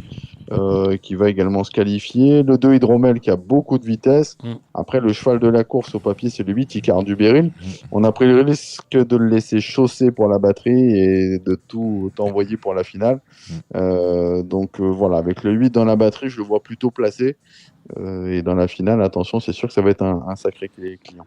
Donc dans la deuxième, on sait que vous intervenez quand vous voulez, Hubert. Dans la deuxième, on sait que Eddie Dupercy, le numéro 9, c'est très très bien. Gilles Curins avec le meilleur driver de la course, l'un des meilleurs drivers de la course, parce qu'il y a quand même Bazir qui drive le 8 Illusive Glory, c'est David Bécard. Quoi d'autre les deux Terry, le 3 Hibisquick qui vient de changer d'environnement et le 8 Illusive Glory qui va apprécier le parcours, mais elle n'a pas été gâtée au tirage au sort. 2 fois JMB, le 8 en tout cas dans cette Speed Cup. Et attention, j'ai eu Jean-Paul Gauvin ce matin au téléphone, le 6 Impulse Julery, il est assez confiant, il se voit terminer parmi les 3 premiers. Ben voilà qui est dit. Allez, je vous laisse dérouler cette réunion de Vichy. Sachez que la semaine prochaine, on accueillera Philippe Bouchara qui nous parlera du Festival du Galop qui aura lieu du 14 au 19 sur l'hippodrome de Bellerive. Hippodrome de Bellerive sur lequel nous serons toute l'équipe de Radio Balance du lundi 14 juillet au pratiquement samedi 19 juillet. Gilles Barbarin sera des nôtres, Samy Boisa bien évidemment qui animera l'émission du vendredi 18. Pardon ? Christopher Dousseau sera là. Voilà, et ce qui est intéressant d'avoir Serge Pelletier, parce que vraiment, il faut lui tirer le chapeau, ce monsieur Avicii. Serge est un ami de Radio Balance, on le reçoit régulièrement. Ah ouais, voilà. C'est vraiment un crack. Ce qu'il a fait l'autre jour encore dans le Grand Prix, là, c'est énorme. Et il va nous quitter en course. Et c'est dommage. Il prend sa retraite quand même. Oui, il prend sa retraite, il en a assez, on en avait parlé, je crois. Voilà. Parce qu'il ne veut pas, comme vous, couvrir la course de trop. Vous êtes toujours là, finalement. J'ai pas le choix, moi. Voilà, c'est ça. Là, voilà, nécessité fait loi. Allez, déroulez cette réunion, Alexandre. La troisième, le 7 Lord du Vivier, qui vient d'être battu de peu avec les honneurs sur les polombes de Caen. Le chrono était bon. C'est pas fait d'avance face au numéro 5, la Belle Messe, qui s'est imposé d'entrée de jeu pour son nouvel entourage. Il a vaincu des ferrés des 4 pieds. Il peut pourquoi pas franchir un nouveau cap. La 4e, je vous conseille de la passer. La 5e, le 13 Kentucky Derby, qui est revenu au mieux. Il peut espérer revenir de la seconde ligne dans ce lot. Il faudra battre le 5 Caporal Marancourt, qui ne s'est pas plu la dernière fois en étant allégé dans sa ferrure. Dans la 6e course, le 3 Cadence, qui a couru 2 fois des ferrés des 4 pieds cette année. Une victoire, un accessit d'honneur. Avec le 3 et associé à Théo Briand. C'est vraiment une bonne base de jeu à battre. Le 7 Khadija Castellet, le 5 Calypso Miamor, qui avait terminé dans cet ordre-là sur les polombes de la Capelle. La 7e course, ce sera la finale de la Speed Cup. Et la 8e course, on termine par une très bonne chance pour Jean-Michel Bazir avec le 5 Mario Mascar. C'est la première fois qu'il s'installe à son sulky. La dernière fois, il a joué de malchance sur l'herbe. Il n'a pas eu la bonne course. Je pense que c'est un peu l'un des soleils de cette réunion. Merci. Dimanche, on a à 40 ans une étape du Trophée Vert. Qui est magnifique. Ah ben, on vous écoute. On boit vos paroles. Non, très belle étape du Trophée Vert. Le 3 Jeanne Cache, qui est dans la forme de sa vie. Elle est transformée avec Damien Bonne. On sait que Sébastien Arnaud, son entraîneur, joue à domicile sur les polombes de 40 ans. Donc, il doit être très content d'avoir une très belle chance. Elle avait bien fait l'herbe en début de carrière, donc ce sera ma préférée. Le 15, Ulysse Digio, c'est cheval de classe du lot quand même. Lui aussi a fait l'herbe un petit peu en début de carrière. Le 5, Hermès de Guez, lui, il adore la surface. On a mis Yoann Le Bourgeois, ça sent plutôt bon. Et derrière, j'ai gardé le 4, Equita de la Vallée, ce qui nous donne 3, 15, 5 et 4. On a 2 réunions premium ce dimanche 6 juillet, la Capelle et la Balle. La Capelle, la première, j'ai passé. Dans la deuxième, j'ai tenté le débutant, le 2, la Make for Jump, qui s'était bien qualifié au 3 attelé. C'est un fils de Scipion du Goutier, je pense qu'il peut bien faire d'entrée de jeu à battre le 11 Masada, qui a montré de la qualité entre ses fautes. Dans la troisième course, le 6 Cash Quick, qui a été longtemps écarté de la compétition, il rattrape le temps perdu. Il a vraiment fait un truc la dernière fois à Vincennes, il peut, pourquoi pas, poursuivre sur sa lancée à battre le 5 Kazachok, qui vient de s'imposer pour Marius Coignard, qui va adorer ce parcours de vitesse. À mon avis, c'est un peu le couplet caisse de la Réunion avec le 4 Katia de Muse. La 4e, ils ne sont que 7 au départ, mais c'est vraiment un lot de qualité. Le 2 Mouftar, un fils de FaceTime Bourbon et de la bonne Usenza, qui a fait grosse impression le 20 juin. C'était sur le parcours du jour, mais c'est pas fait d'avance. Le 5 Major du Biston, qui est invaincu en 2 courses. Et la dernière fois, il a vraiment perdu ses adversaires en route à Reims. Je pense que le match s'annonce somptueux. Dans la 5e, le 7, Lusagno de Warnock, un cheval que j'ai pris en note à plusieurs reprises. Il vient de changer d'entraînement, il a rejoint les box de Jean-Marc Chéneux, il est allégé pour la première fois. Il a vraiment tout pour plaire. Je lui oppose le 5, Level 1 Siga, qui est invaincu à la Capelle et qui peut redorer son blason. Derrière le 8, Librium, le 4, Lucari de Fontaine. La 6e course, le 7, Coup droit, qui retrouve Franck Ouvry, avec qui il avait remporté la course de référence à Lens. C'est pas la sécurité sociale, mais si vous voulez tenter. Dans la 7e course, j'aime beaucoup le 6 Icard de Montfort. Il a 3 parcours de remise en route. Il est déféré devant pour la première fois de l'année. On a Franck Ouvry. Ça sent plutôt bon. Et dans la dernière, il y a pour moi le pénalty de la Réunion, le 808 Ibis Pétevinière, qui avait course gagnée la dernière fois sur cette piste. Il faut à tout prix le reprendre dans un lot largement à sa portée. Oui, non, j'ai une petite chose drôle à raconter, Hubert. une histoire qui est arrivée drôle. C'est drôle la semaine dernière. Ah, une histoire drôle, on y va. Non, enfin drôle. Je suis allé à Laon. Vous connaissez bien, c'est votre Laon. Laon, voilà. Parce que comme pour Je Pan, qui suis allé avec Monsieur Madard, qui est associé avec Rémi Dupuis. Emmanuel Allard. Non, Patrick Madard, pardon, Patrick Madard. Patrick Madard. Qui est associé Salut, avec notre ami Rémi Dupuis, que tu connais bien. Voilà. Ils avaient un très bon cheval estimé à Laon qui a débuté. Il marche 15-5, il est battu par un cheval à Ripoll Rigaud, un Gospel Pat à qui il a offert la saillie. Ah bah bravo, voilà. Il a bien fait. Il a offert la saillie. il donne une saillie à Ripoll Rigaud et il se fait battre par c'est honteux. Rigaud. Voilà. Antonio, il a honte de rien et il est venu le battre sur le poteau d'année. Bon, voilà. Direction Laval, Alexandre. Ouais, Laval, j'ai sorti surtout 2 chevaux. Allez, on y va. Le 212, Jurilovka, qui est invaincu en 3 sorties des ferrés des 4 pieds. Sébastien Arnaud, qui a délaissé quand même 40 ans pour aller à Laval avec elle. Donc, à mon avis, ça devrait très bien se passer. Et je suis fan du 604, un Léo Desquèches, et un gros espoir dans l'écurie Marmion. S'il est sage, c'est un lauréat en puissance. Ben voilà qui est dit. Est-ce que vous avez regardé le quintet magnifique de Châteaubriand lundi, départ à 18h? Il faut pas s'étonner. Je n'ai pas encore regardé. Bon, il faut pas s'étonner si. Non, mais il faut pas s'étonner si les chiffres d'affaires en ce moment plongent. Châteaubriand, les turfistes n'ont pas leur repère. Par les joueurs de numéro, je ne vois pas qui peut être intéressé par cette course. Même si ils ont pris quoi? Ils ont pris une course de 7 à 11 ans. Oui, les vieux, le Xavier Huneau. Voilà. Ça va pas être super simple. C'est la maison de retraite. Il y a pas mal de chevaux très en vue qui vont rester ferrés. Oui. Notamment le 13 à Monet de Choiseul, Éric Raffin, Sylvain Dupont qui est ferré. On a quand même le 12 Hasard d'érable. S'il venait à être au trot, qui aurait une première chance. Héraldique D4 avec Damien Bonne qui peut se racheter, mais ça a l'air pas simple. On a Imelda avec Pierre Lévesque qui a mis un verre, qui ne performe pratiquement qu'au trop monté. Bon, vous regarderez ça, c'est lundi à Châteaubriand. Merci d'être passé par Radio Balance comme très souvent, Alexandre de Koopman, qu'on retrouvera sur RTL à partir du 14 juillet justement. Merci Hubert. Avec plaisir. Et puis qu'on suit bien évidemment quotidiennement sur sa page Facebook de Coupe Tuyau. Bref, tout va bien et auquel on peut éventuellement s'associer parce qu'il est aussi animateur d'écurie. Justement, quelles sont les actualités de vos différentes participations, Alexandre?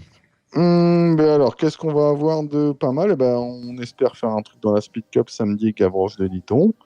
Dimanche, j'aurai un partant à Oraison, Ayrton Magique en apprenti. Je pense que c'est pas mal. Le cheval vient d'être 3e hier. On a une chance très intéressante. La semaine prochaine, qu'est-ce qu'on aura en fin de semaine? J'aurai Gédéon d'RP à Cabourg qui retrouve la corde à droite et qui devrait bien faire. Le cheval est en forme et il est quand même beaucoup mieux corde à droite. Donc ça peut être sympa pour les auditeurs qui vont aller à Cabourg vendredi prochain. Et sinon, jeudi à Amiens, j'aime bien un cheval qui s'appelle Flambeur Royal au trop monté. Un cheval qui est en retard de gain. Il a dû sauter 1 ou 2 boulots, mais j'espère qu'il peut être dans les 3-4 premiers. Des tuyaux de votre côté, Hubert? Non, il y a les haines de Philippe Allaire qui débutent. Là, il en a 3. Les haines? Les haines, déjà. Mais bon. On a des noms ou quoi? Plus ou moins, mais il faut surtout là, le 19 à Enghien. Il va débuter sa petite... qu'il a en très haute estime, là. Normandie-Yémen. Et puis il y aura Normandie-Yémen. Et il y aura Normandie-Yémen. Gino Strabidji qui va courir le prix Cravoisier. Voilà. Son petit crack. Vous nous donnez des indices, vous? Non, mais j'avais donné Moon Normandie quand même, vous vous souvenez? Ah, j'ai oublié. Et ouais, elle avait gagné, c'est Bispoto on au va galop. tourner vers... vous vous souvenez de ça? Monsieur Boisa, non? Je me rappelle plus. Vichy, elle avait cause gagnée. Vous êtes sûr? Ah oui, certain. Ah oui, elle n'a pas gagné en plus. Elle a un dé disqualifié. Voilà. Il nous a donné un dé. Merci. Il faut la suivre. Hubert, Et puis, vous revenez la semaine prochaine. Bon, enfin, non, mais là, je parle de spectacle aussi. Je parle un peu sur la beauté. Le spectacle. Il va y en avoir du spectacle. Et il va y en avoir du spectacle tout le week-end, bien évidemment. Soyez, c'est important, soyez dimanche à Montier-en-Der. Oui. Merci Alexandre, merci Hubert. Avec plaisir. Merci, à très bientôt. Ciao.